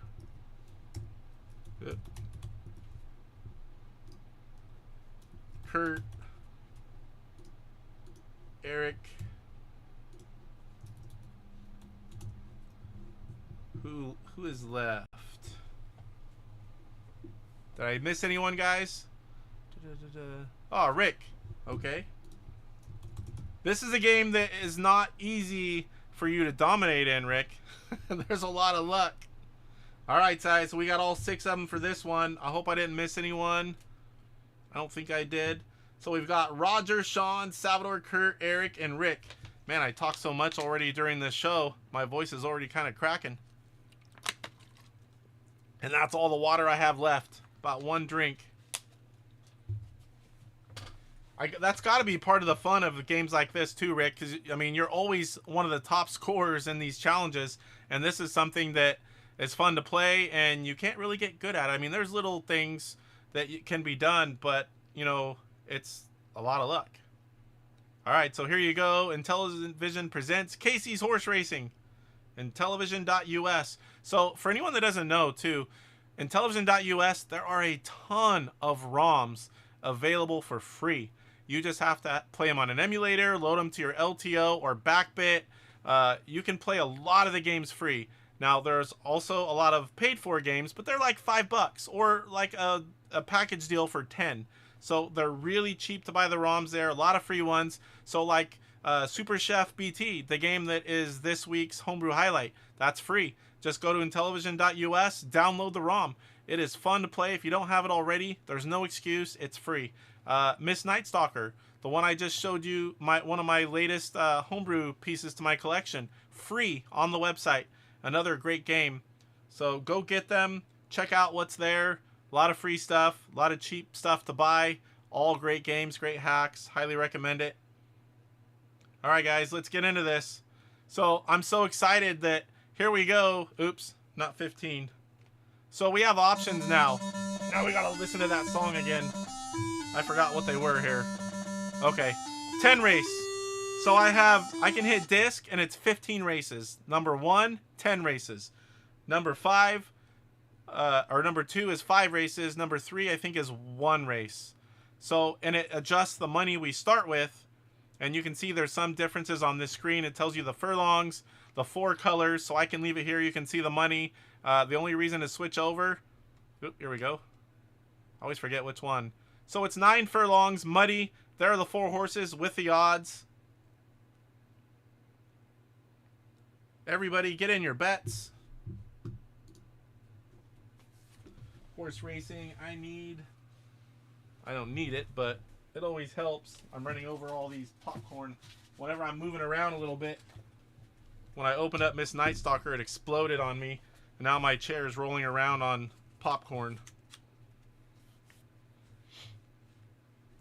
Alright guys, hopefully this isn't a long... Let me catch up here.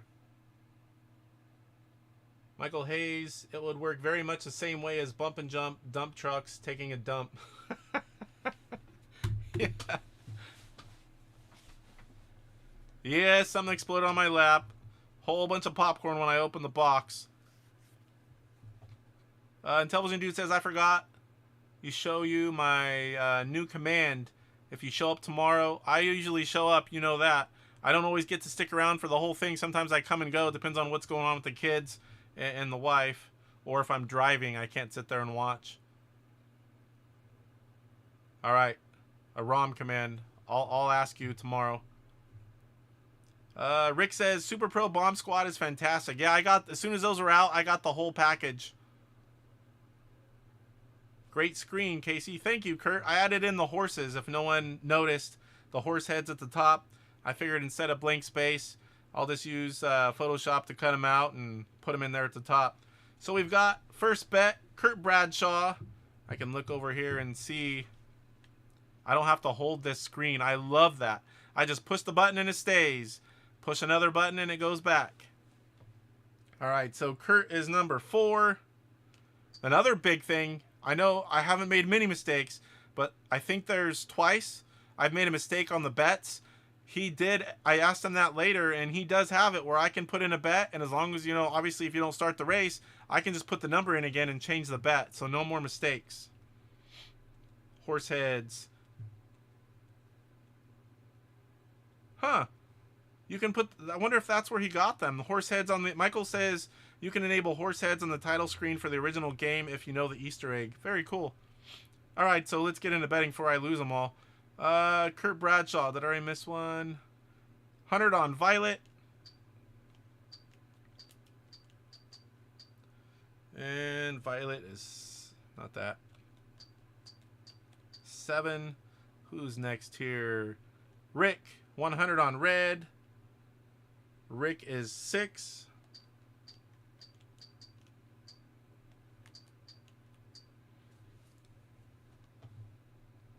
We're at here. Salvador, 50. Exacta bet, white and pink. Salvador is 3.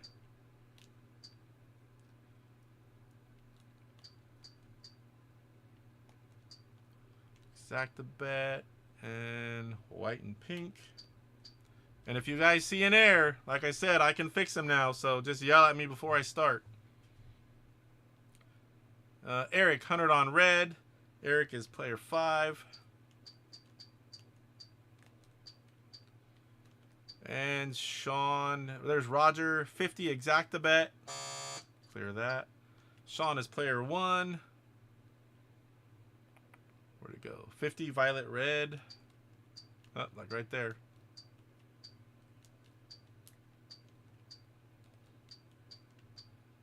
Exacta bet. Violet and then red. Sean is number 2. Sean is INTV Fun. 100 on red. One thing I forgot. I keep these. I don't know if you guys can see that with this little screen. I have these for every time we've played Horse Racing Live. One of these times soon, I need to do the little spinning wheel and do some giveaways. And I keep track of, today's the 6th. I keep track of all the winners and the scores. So we've got Roger, Sean, Salvador, Kurt. Almost forgot to write these. Eric and Rick. Alright, so Roger is 50 on violet and red. Sean is 100 on red. Salvador is 50 white. Salvador white and pink. Made sure I had that right. Kurt number 4, 100 on violet. Eric Lamb 100 on red. And Rickster 100. Did you just do 100? Yeah, 100. 100 on red. And this one is 9 furlongs. That's another cool thing. It tells me how many furlongs. The whole race. What is a symbol and number in the bottom left corner? That is, I don't know what the symbol does, but that's whichever one I'm picking. Uh-oh, I just changed it. Sean was red. Okay. That's what player I'm on editing. So right now, if I push 4, that's for line 4. I don't know what the symbol is. Maybe just to tell you that's where you're at. I don't know. All right, let's check the odds before we get into this one. Again, it's 9 furlongs muddy, pink 11-2, violet 2-1, white 7-2, red 2-1.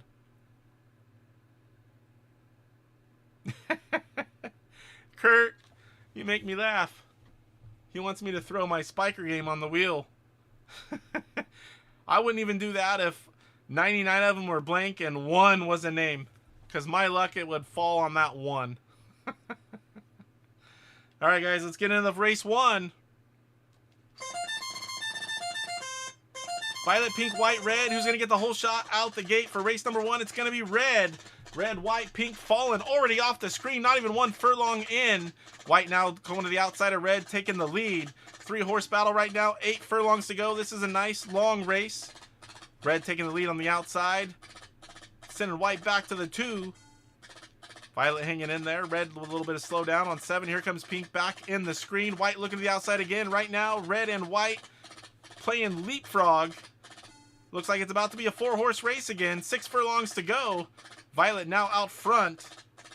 Violet is Kurt's pick for the win. He would be the only one to win unless red was also in the 2 spot. 5 furlongs to go. Now Violet with a nice little lead. 3-horse battle for the 2 spot. Currently by about a nose as white over pink. Violet slowly stretching out that lead.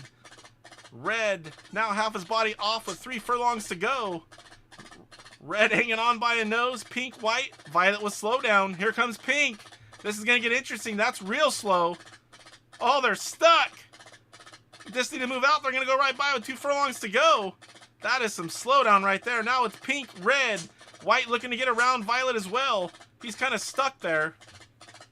1 furlong to go. It's looking like it's going to be pink and red. Pink was Salvador's pick. Pink and red.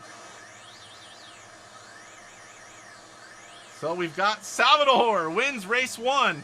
Now Salvador is a multi-time Horse Racing Live winner. Are you talking about how slow that horse got? I've seen it. Almost crawling speed. Look at that. I think we could run faster than that, Cyrus.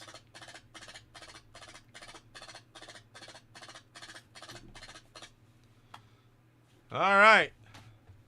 Pink, red, white, and violet.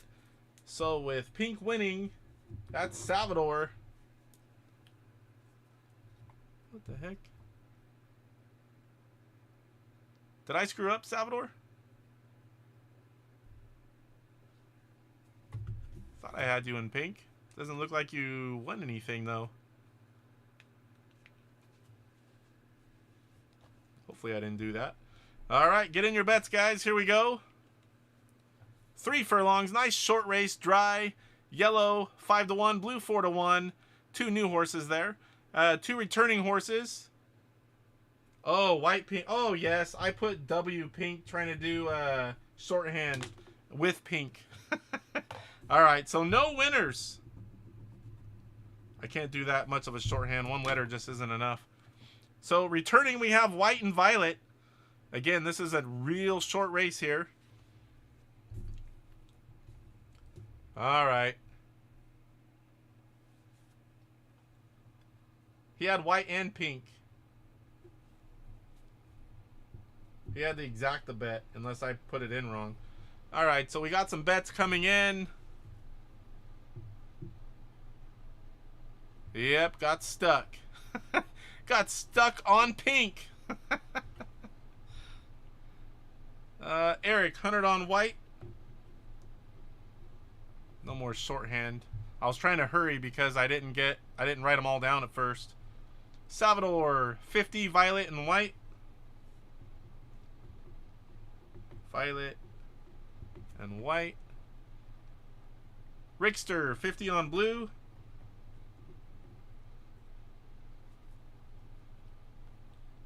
Kurt Bradshaw, 100 on white. Sean, 100 on blue.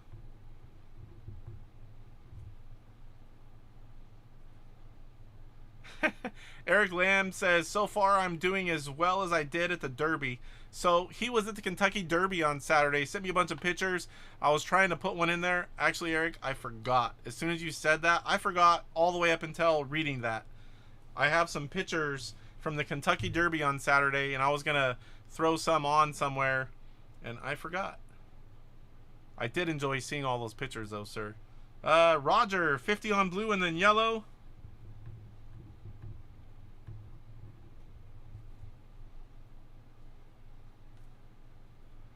All right, let's get these in here. All right, so Roger, 50 and blue and then yellow. Exacta bet. Again, guys, if you see me, watch what I'm doing. If you see a mistake, just type it up. I will check chat before I start the race. Sean is 100 on blue.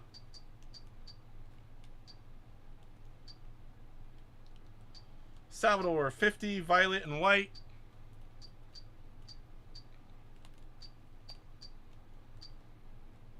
Kurt Bradshaw, 100 on white. Eric, 100 on white. And the Rickster, 50 on blue.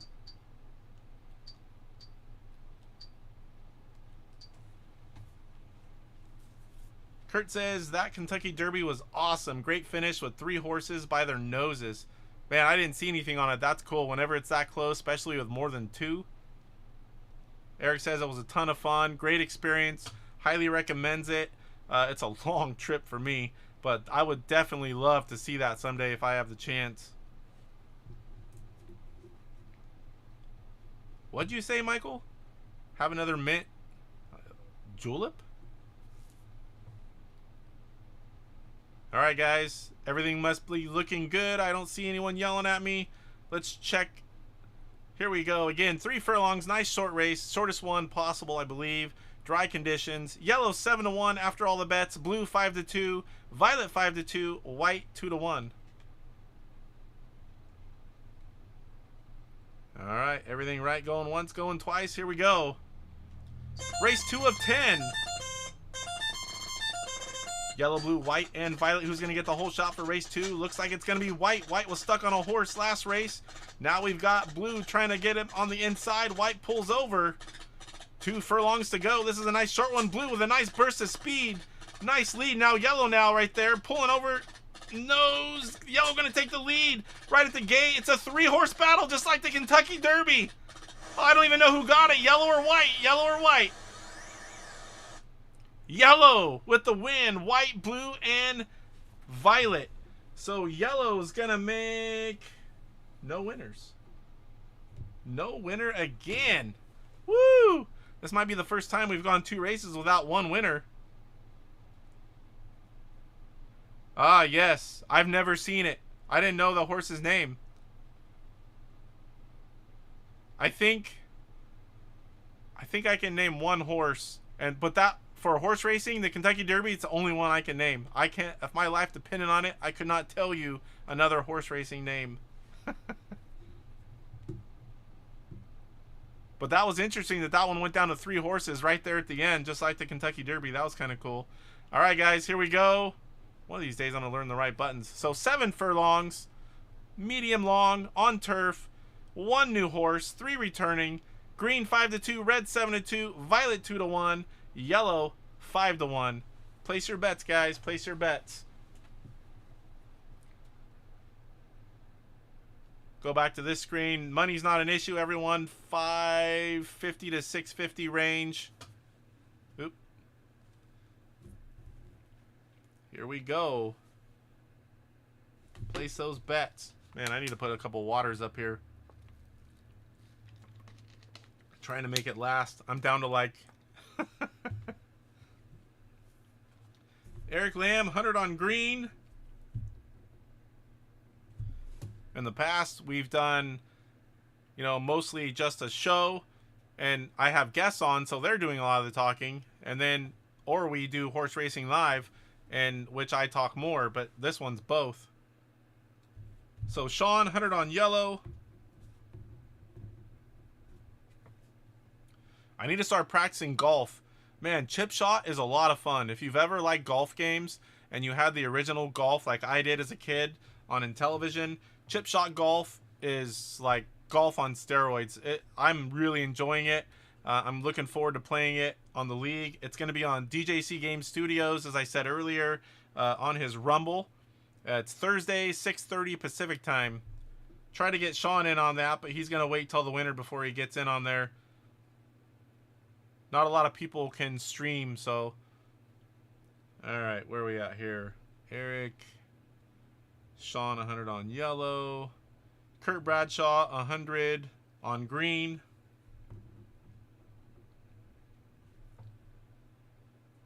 Salvador, 50, red and green exacta bet.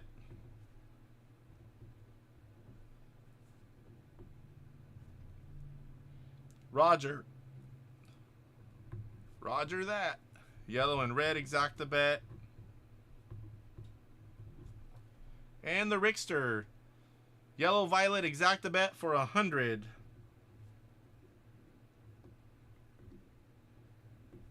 All right, let me get these in here. I pushed the wrong button every single time.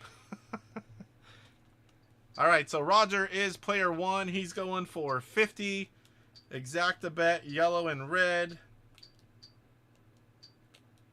Sean is player 2. INTV Fun, 100 on yellow. Salvador, exacta bet for 50. And that is red and green. Kurt Bradshaw, number 4. He's going, not 10. Trying to go too fast. $100 on green. We got Eric with 100 on green. Looking pretty split. 2 of them on yellow. 3 on yellow. We got the Rickster player 6 going 100 exacta bet. Picking yellow to win. Violet in the 2. So we've got 3 picking yellow to win. 2 picking green to win. 1 picking red. 3 exacta bets. 3 single bets. Let's check those odds. All right, after all bets are in, green 2-1, red 9-2, violet 3-1, and yellow 5-2. One new horse being green. All right, no one's yelling at me. Here we go. This is race 3 of 10. Green, red, yellow, and violet. Who's going to get the whole shot here in race 3? It's going to be yellow this time. Yellow moving over on red, dropping into the 2. Yellow with a nice little couple horse lead. 3-horse battle for the 2 spot. Now violet taking the 2, dropping red to the 3. Now green making a move on the outside into the 2 spot. 5 furlongs to go. Yellow has a nice lead. Yellow and red is what Roger wants to see. Yellow, Sean's happy. Yellow and violet is Rick's. Otherwise, we want to see green or red. Ooh, yellow with some slowdown here with 3 furlongs to go. 2 of the horses off the screen. Yellow and green. Here comes violet back in the mix, making a move to the outside. 2 furlongs to go. Violet's making up some pretty good ground here. Not a lot of time. Now green coming back around on the outside. Can't make anything stick yet. 1 furlong. This is going to be it to the line. It's going to be yellow. Yellow, green, violet, and red. First winner of the day. Yellow and green, I believe it's just Sean. Sean, first and only winner of the day so far. Nice job, Sean.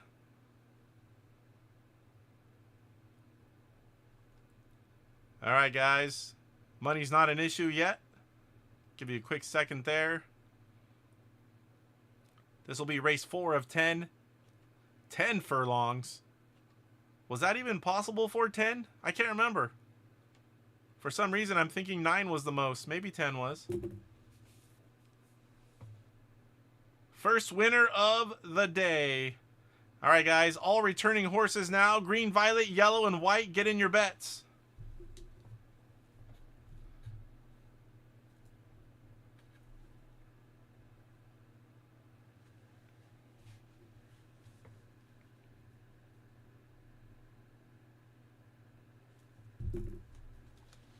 Looking around. Sometimes I have water stashed. I don't see any. I think I've drank it all. I need one of those Xbox mini fridges up here. I don't know how many more sips are left in that cup.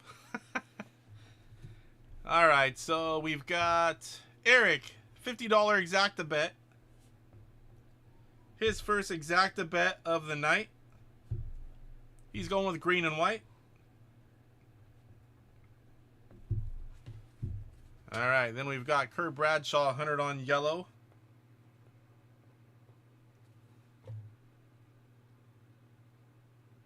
We've got Salvador, $100 exacta bet. And he's going yellow-green.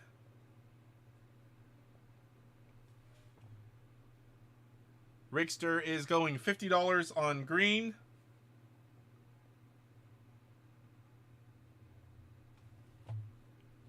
Sean, ooh, an exacta bet out of Sean. His first of the night. He's feeling lucky after that first win. Yellow and green. And Roger, an exacta bet. 100, green and then yellow. This could get interesting. All right. All bets are in. Sean's frisky. All right, let's get him in. Push the wrong one again. Oh, no, I didn't. I just didn't push it hard enough. All right, so Roger, an exacta bet. His third in a row. This was double his usual bet of 50 so far. And he's going green and then yellow. Sean is number 2. He's doing 100. Exacta bet, yellow and green. Then we have Salvador, another exacta bet. Another $100 exacta bet. He's going yellow-green. Then we have Salvador in the 4. Or sorry, Kurt in the 4. 100 on yellow, single bet. Those odds. What are those odds going to be like? We have Eric, a $50 exacta bet. And he's going green-white. Come on, white. There you go. And we have the Rickster, $50 on green. So it's 3 for yellow and 3 for green. 2 of you with exacta bets have green in the 2. So if it's not green or yellow, there are no winners. Let's go check the odds. So 10 furlongs. Salvador says Violet is so going to win. So green 2-1, violet 7-2, yellow 5-2, white 4-1. 10 furlongs, muddy conditions. No one's yelling at me, so here we go.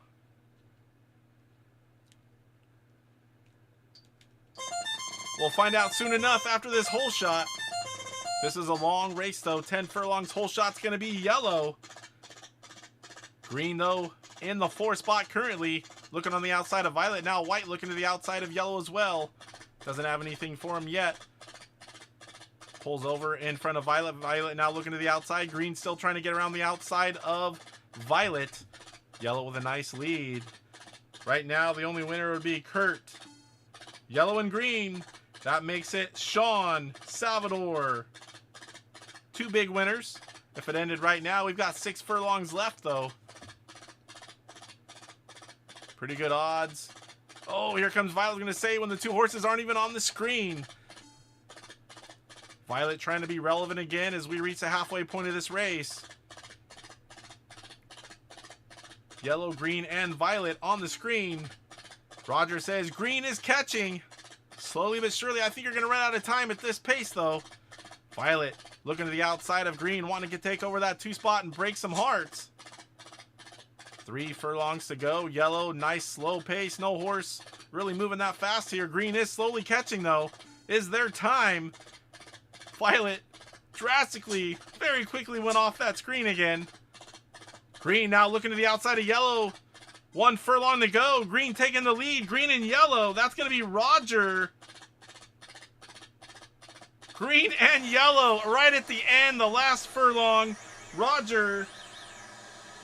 I think that's it. Roger, the big winner. You guys were wrong on the violet thing. Congrats to Roger. Roger, big winner. Let's see that. That was $100 too.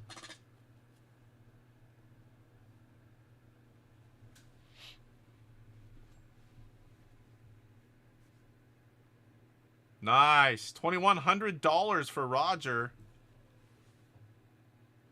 Sean was all happy, as was Salvador, till right at the end there. All right, this is halfway point, race 5. Eric says, nice win, Roger. All right, race 5 at 10. 10 furlongs, once again, muddy conditions. Here are the odds before the bets. Red 7-2, green 5-2, yellow 9-2, white 2-1. White and yellow have been in at least 3 of the races. Red and green have been in 2. Place your bets, place your bets. Roger now the commanding lead. Believe starting after this race, someone has a big lead. They're going to bet first.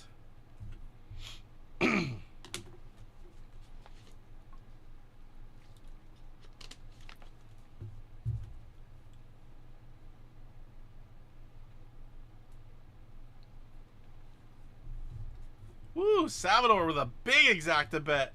Going for the kill shot. All right, here we go. We've got Roger, $50 exacta bet. Yellow, green. Mixing it up, huh?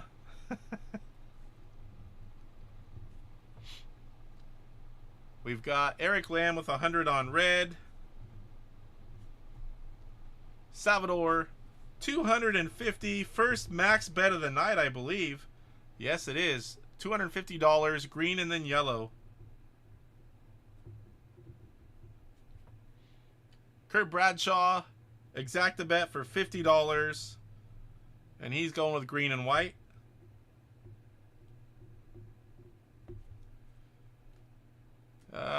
Salvador says it's past my nap time. Salvador, you're in the same time zone I am. It's 7:35. Rickster says 75 on red. Sean says $100. Exact a bet, red and green. All right, all bets are in.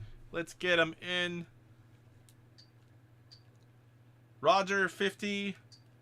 Exact a bet, yellow, and then green. Sean, player 2, is going $100. Exact a bet, red and green.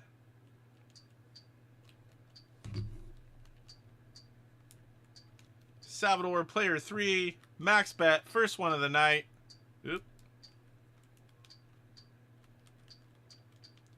He's going exact a bet, green and yellow.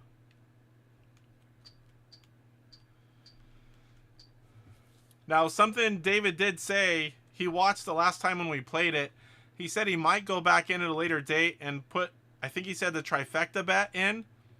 I can't remember if he said something else. So that could be interesting. If we play it enough and people are liking it, he may do some more of the changes for us. For Kurt Bradshaw, 50. Exact the bet. Man. Trying to go too fast here. Green and white.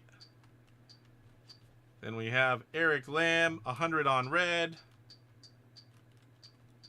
And the Rickster, 75 on red. My nose is getting stuffy. All right, let's check out the odds after all bets. Again, 10 furlongs muddy. Red 5-2, green 3-2, yellow 6-1, and white 4-1.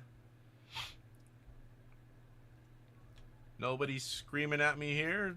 We're good to go. This is race 5. We are at the halfway point. Red, green, white, yellow. Who's going to get the whole shot for race 5? It's going to be yellow. Yellow once again with an early whole shot 3-horse battle right now. Red already going off the screen. Can he hang on?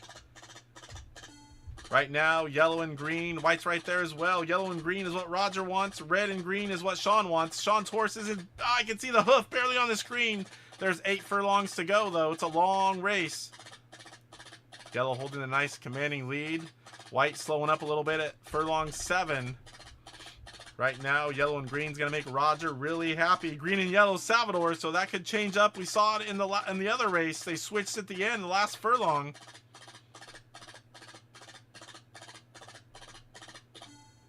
No one has just yellow.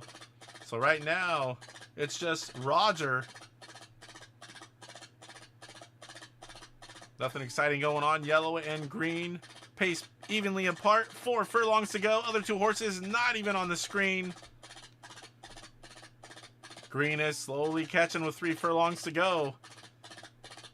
Yellow screwing around, moving to the outside, trying to give green some room, I guess. So green and yellow would make it Salvador, and he put a max bet on. So if green finds his way around and goes to yellow, here comes white back on the screen. We got 1 furlong. Salvador now really happy as green, just like the race before. They swap at the end. It's going to be green and yellow. Exact the bet, 250 max bet for Salvador.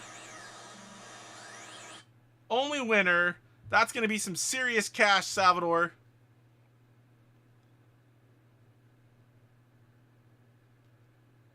Woo! 42.50. Nice. All right, this is race 6. Place your bets. We're down to 8 furlongs. Another long one, but I think we had 3 10s in a row. Still muddy. Got a new horse. Orange. Salvador says nap postponed. Place your bets, guys. Place your bets. Salvador, get in a bet first. Roger, if you guys don't mind who bets first, you can place your bet at any time. Another good race with a swap right at the end. New horse into this one. Orange, 3-1. We haven't seen Orange yet tonight. Orange does have a long history on this show. I believe I did. Most of it is just to help me stream. Like, whenever I'm doing this, I used to have to hold the button down to see the odds. He changed this title screen around a little bit. Different information there, cleaned up the text. I can correct bets if I put one in wrong. What else am I thinking? Oh, the furlongs now have the number on them. So at any time we pass one, you know how much time's left. I don't have to remember or count anymore. A lot of the stuff he did was stuff to help me stream it better. I know I'm probably missing something off the top of my head. Oh, and I can pick the number of races. That's pretty cool, because if I just have like a half hour, I'll pick a 5-race game. We can go all the way up to 15. 10 is standard, you know, on the original game. I can do 1, 5, 10, or 15 now. So I can, and the amount of money you start with goes by how many races you have. So I can scale the game to how much free time I have. All right. Got a feeling about orange, Cyrus says. Not saying it's a good feeling. He's just got a feeling. All right, Salvador, 75 pink. Man, I'm getting stuffy really fast all of a sudden. Where's he? Roger, 250 on green. Max bet from Roger. All right, so now we've got Rickster, exacta bet. 125, and he's going with orange, the new guy on the block, and green. Eric Lamb, $100, exacta bet, pink, and then orange. Sean, 100 on green.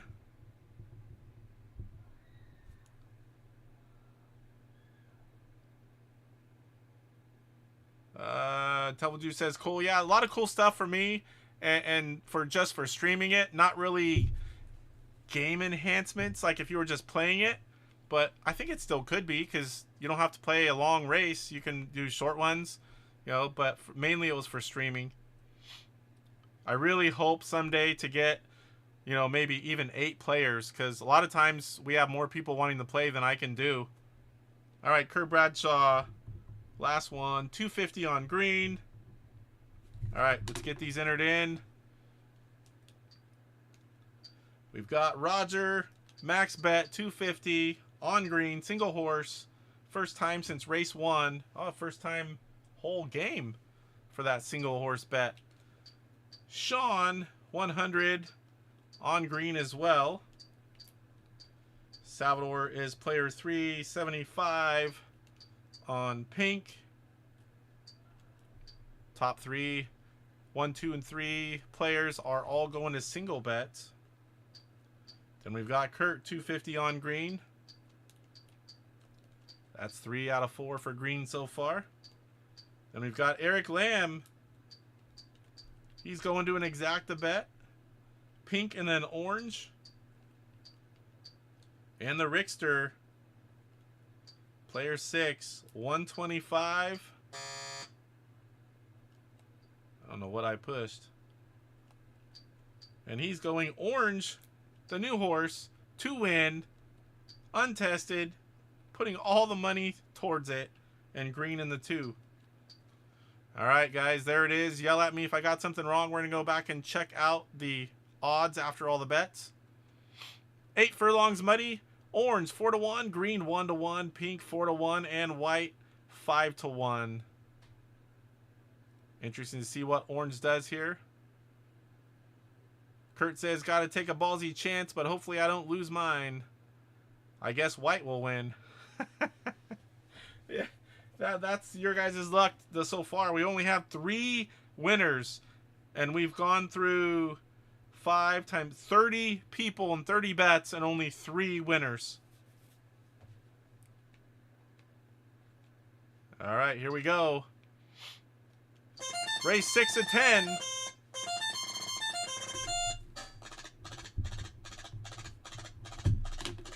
Whole shot was green, I believe. I was looking down. White now taking the lead. All 4 horses still on the screen. Green now taking it back. 7 furlongs to go. We've got almost all 4 horses nose to tail. Been a while since one hasn't been off the screen fairly quick. 6 furlongs to go. Green still with a nice little lead. We've got pink and white battling it out for the 2. Let's check that. Roger picked green to win. Sean picked green to win. Kurt picked green to win. Right now, those would be your 3 winners. We need 2 of you guys, or 1 of you guys wants pink and then orange. Salvador wants pink. Orange taking over the lead. What's that going to do here? Orange green. That's going to be the Rickster with an exacta bet.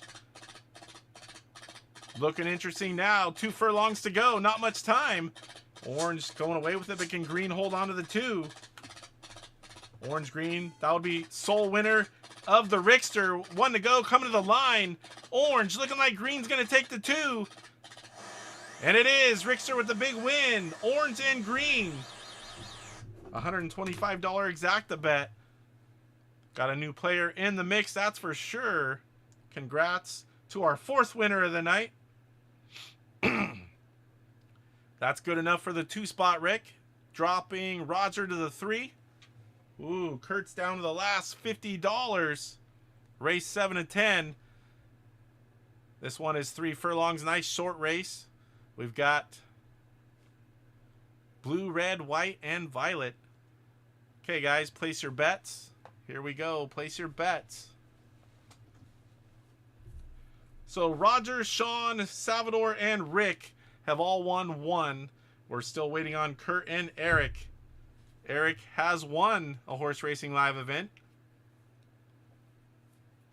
He was really lucky that day, if I recall. He said it was beginner's luck. Not being kind to him today, that's for sure. All right, Salvador, Roger, and Rick, try to place your bets quick.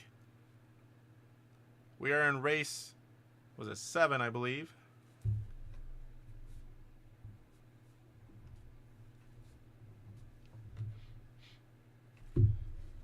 All right, Rickster, 250 on white. And Salvador, 100 on red.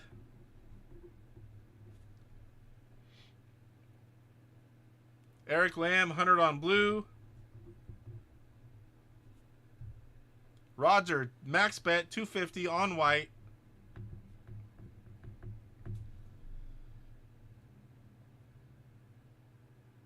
Kurt, putting everything on this one, 50 on yellow. Yellow has won a few races, 3 or 4. Fairly safe bet. I think I would have made the same there, Kurt. Salvador, got yours. Waiting, did I get Miss Sean's? Where's Sean? Sean, you fall asleep? Oh yeah, no yellow. What am I doing? So there's no yellow, Kurt. Violet. You got lost? You already bet up there, you mean?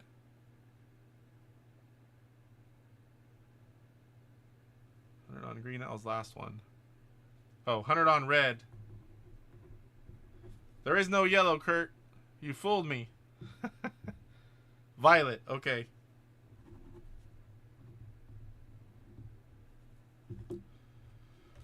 All right, let's get him in. One of these days I'm going to get the buttons right. I keep pushing the same wrong one every time. Or I can just say, hey, David, can you switch the buttons? All right, so Roger, 250 on white.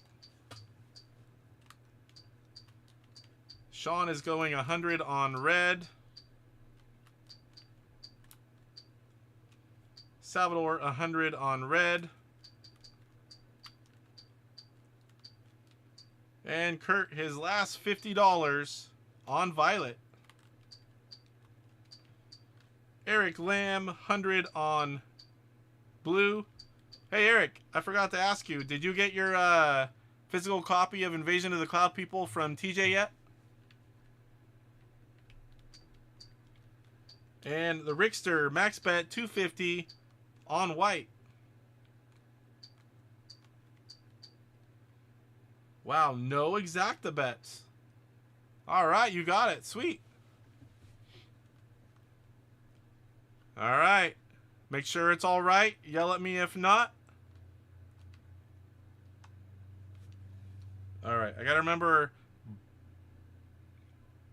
How am I going to do this? Top is the normal screen. Bottom is odds. All right, here are the odds. Remember, this is a nice short race, 3 furlongs. Dry conditions, blue 5-1, red 7-2, violet 7-2, white 3-2 after all bets. No one's yelling at me, so let's go. Here we go, race 7-10. 3 furlongs going to be a nice quick short race. Whole shot's going to matter at this one. Who's it going to be? It's going to be red. 3 horses still right there, though. Now white taking the lead by a nose. Blue falls into the 4th. White in the lead. Red already looking to go around. It's 2 furlongs. Not much to go. Red with a nice shot of speed.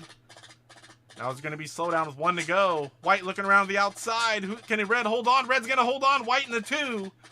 Red going to take the win. White in the 2. Sean winner. Salvador winner.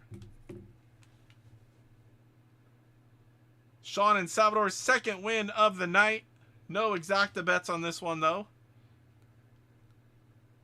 Unfortunately, Kurt lost his last $50.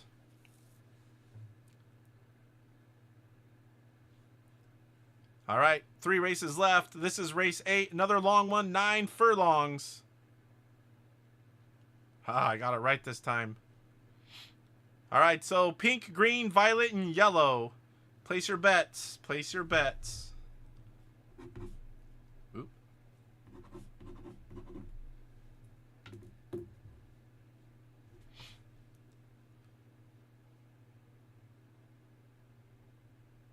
Gets interesting. Oh, that was the other thing that he talked about doing, was adding that. I think he said he may eventually someday take off the limit of betting in the last race, so everyone's kind of still in it.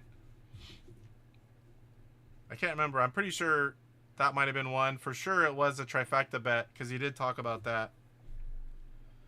All right, so Salvador, 125, pink and green.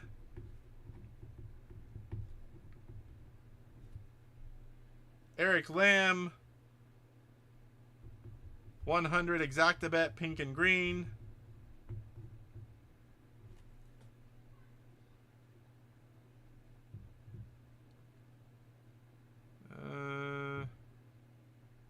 Rickster, 250. Pink and green.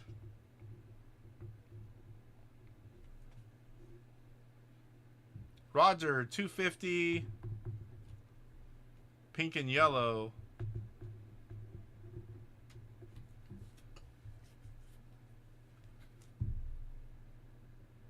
Where's Sean?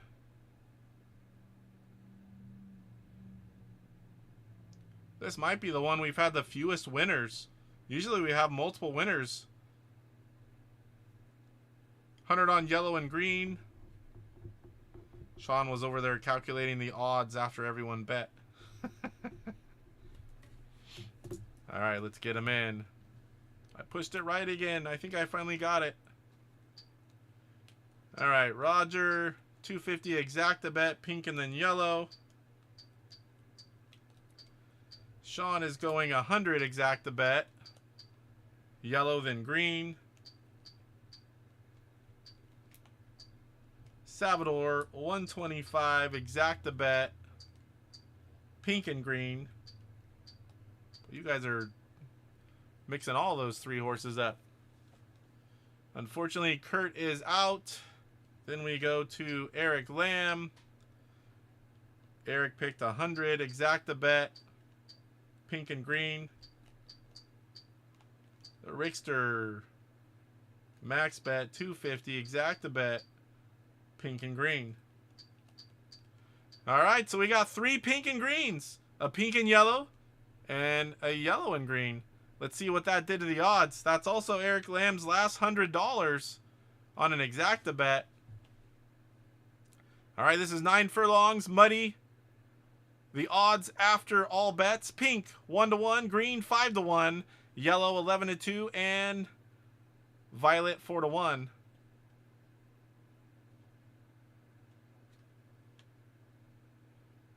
Nobody's yelling at me. Here we go. Race 8 of 10. 2 more after this one. Pink, green, yellow, and violet. Who's going to get the whole shot? Yellow with the whole shot right out of the gate. 1 horse pink already off the screen right away. Not even 1 furlong. Yellow, green, violet with pink off the screen. 8 furlongs to go. Yellow with another nice lead. Yellow is a horse that's won many of these races so far. Violet slowly going off the screen. It's going to leave yellow and green. Who's got yellow and green? That's going to be Sean. Sean right now the only winner. A lot can change. A lot of time left here. 5 furlongs to go. Yellow with a slowdown. Green now making up a little bit of ground. See if these other horses come back into play. 4 to go. Sean will be real happy if it sits like this. Here comes Violet back in the mix.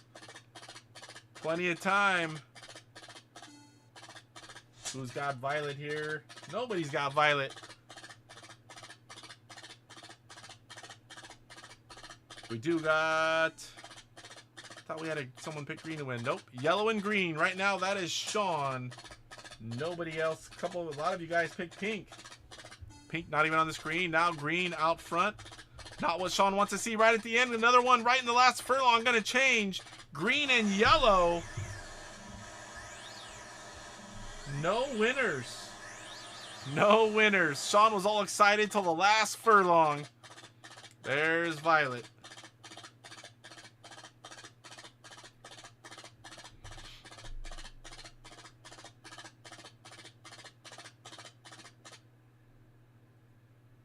Green, white, pink, and violet. That was the 3rd time that they flipped in like around the last furlong, where they stayed steady most of the race and then right at the end, bloop. Except this time there was nobody, you know, on the other side of that bet. All right. So we got 2 more to go. Only 4 of you left. Eric now out as well, joining Kurt on the sidelines. And anyone in the chat, feel free to, you can bet along in the chat. You know, it can't do it, but still can place a bet for fun if you want. Forgot to add that in. All right, guys, here we go. 7 furlongs, muddy. Orange making its 2nd race. Blue in its 3rd.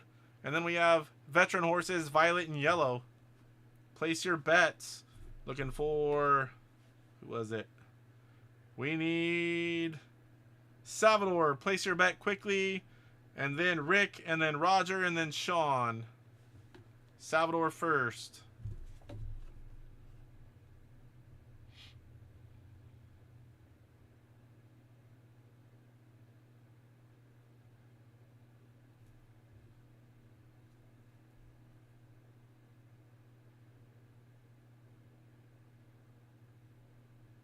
This one is 7 furlongs. I like stats, so I can look back and see how many furlongs all the races were and do like an average per game. So Salvador, 125, orange and yellow.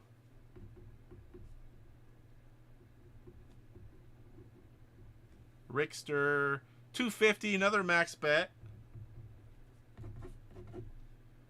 And he's going orange and yellow.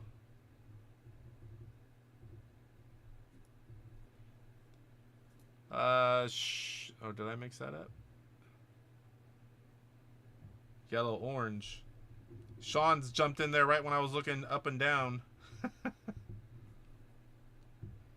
Sean, orange and yellow. 200.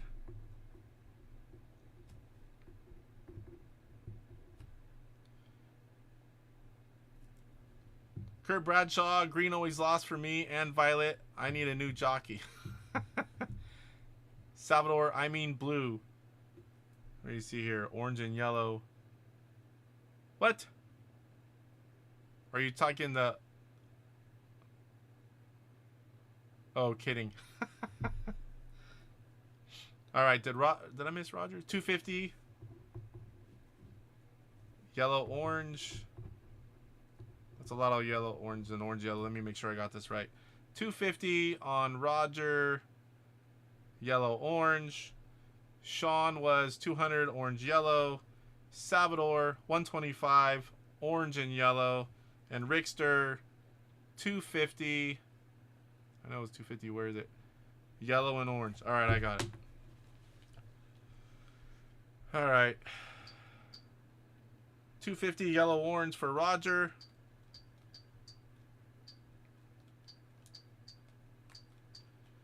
Sean, 200. Exact the bet. Orange and then yellow. And we got your current leader, Salvador. 125.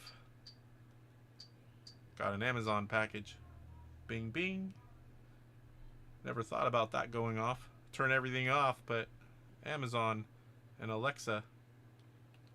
Let me see here. I lost my place. Orange and then yellow. And the Rickster. 250 max bet. Yellow and orange. Alright, so 2 orange and yellow and 2 yellow and orange. This could be interesting. Let's check those odds after all bets. This is 7 furlongs. Blue 7-1, violet 7-2, orange 2-1, and yellow 3-2. All right, let's see how this one. This is the second to last race.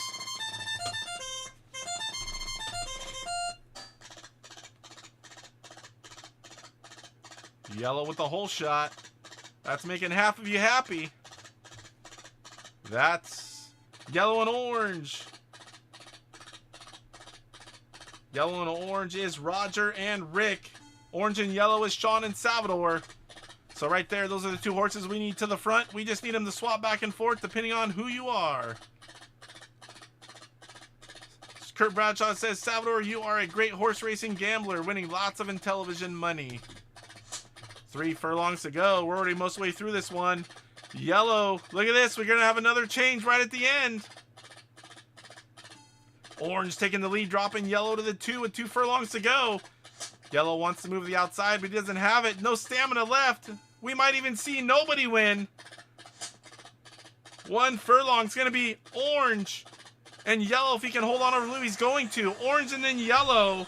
That's going to be Sean and Salvador. Woo! Your leader won his 3rd race out of 9. 3 of the last 5. After going 4 races without a win.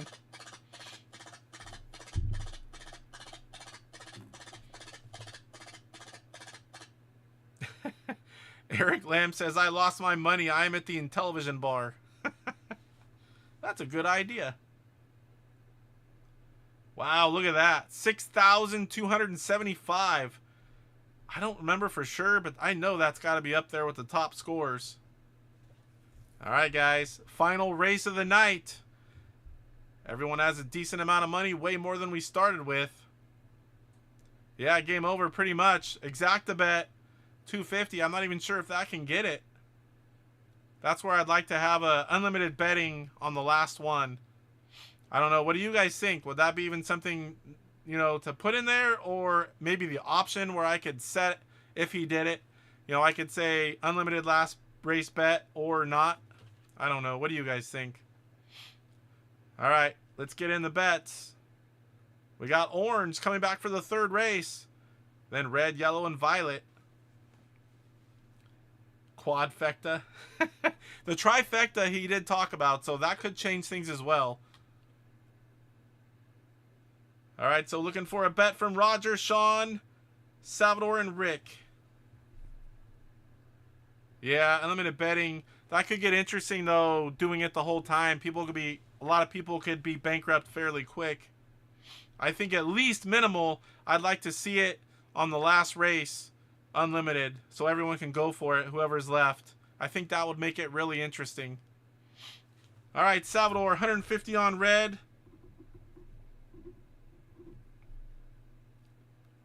Take my last little sip of water.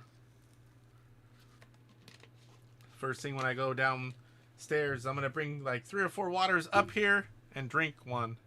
All right, guys. Looking for those bets. Salvador already bet. Where's Rick?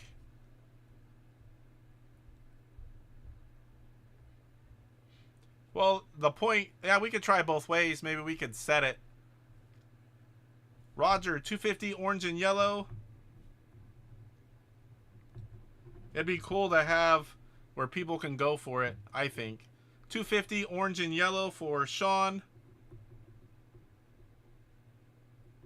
He did you dirty. He did you dirty.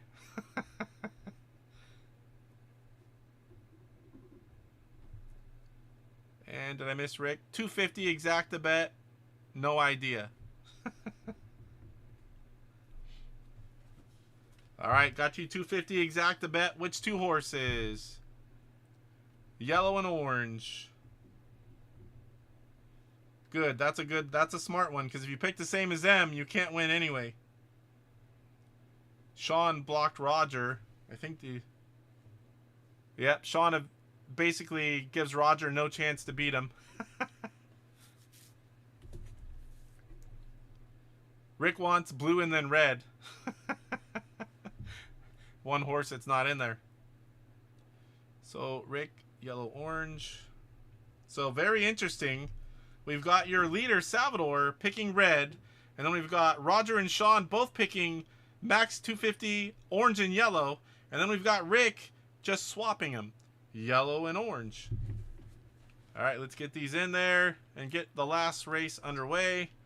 So max bets as they should be going into the final race.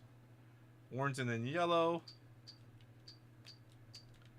Sean putting a block on Roger. Orange and yellow.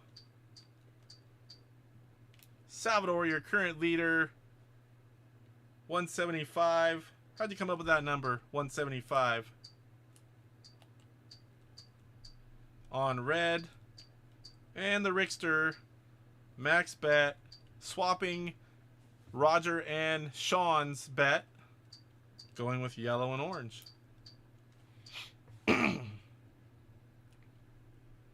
Alright. Pretty easy one. I think I got that all. Let's check the odds after all bets. Oh, and we're going to end it with a 10 furlong.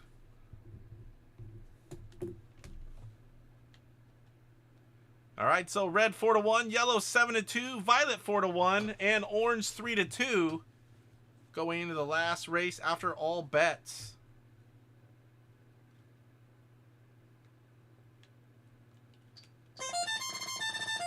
Whole shot not as important in this one being 10 furlongs, but it's still nice to get. Yellow with the whole shot. All 4 horses in this one. All bunched up too. Yellow going to take us to the first furlong, followed by violet. Now orange going to the 2. This is where it gets interesting. Orange and yellow, that's what we want to see. Red now going from 3rd to 2nd, battling for the lead. Now falling back. Nice little burst of speed and then slowing down. Yellow taken off. Orange back to the 2. That is definitely what Rick wants to see. Going to get interesting if they all go off the screen. 6 furlongs to go.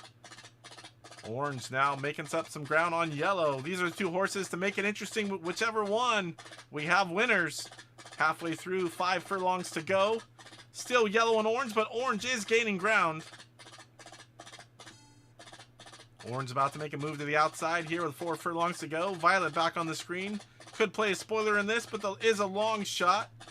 Orange now taking over. That's Roger and Sean. 2 furlongs to go. Violet now playing spoiler. Violet gets in that 2 spot. Nobody wins. Oh my, look at that. Going down to the line. Orange, can yellow hang on to the 2? Looks like he's going to. Orange going to take the win. Yellow in the 2. That's going to be Roger and Sean. Big winners in the final race. Should put Sean to the 2.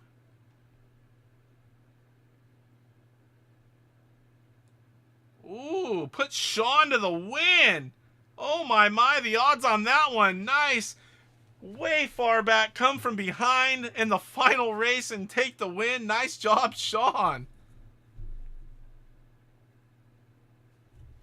All right, so Sean, $7,500 to end it.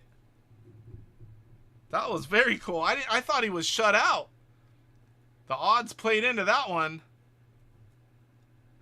All right, so 4,800 was Roger, 7,500 Sean. Salvador, who was leading most of it, ended up with 6,100. Kurt and Eric bankrupt, and Rick 1,400. I would have did the same bet you did, Rick, on that one. Betting the same as those two does nothing. All right, good game, guys. Good game. That was the first time playing 10. One of these times when we just do the horse racing, we'll try 15. We got to see how that works. Congrats to everyone that played. I hope everyone had fun doing that. Go back to one more thing here. All right, so just got the quick outro. Next week will be episode 17. I don't really have something fully planned. I do have something I'm working on. If I can get it done in time, I have what I'm doing for the show. If not, we're going to have some guests on, or we're going to do some more gameplay. We are working on another show, and that is Intellivision Jeopardy. I don't think we're going to be ready next week for that one, but in the coming weeks, we are going to do a trial and error show on that. It probably won't be for the show. We'll probably do it on its own. We're just going to do some testing. Once we get enough, quiz squares for a whole show, and then play with setup a little bit, that's going to be something quite different for me. So, Roger says, I'll need a drink for 15, Casey. You may need to try it on a short show sometime. Well, yeah, Roger, if I do 15, I won't be on the Intellivision show. I'll just do it on a random day where that's all we do. I'll put like a link on Facebook. Hey, we're going to do a 15 horse race to try it out. And that's all we'll do. Pop on, get 6 guys, and do the game. All right, guys. Thanks for watching. I hope you guys enjoyed the show and Horse Racing Live. And hopefully we'll see you next week. Have a good night.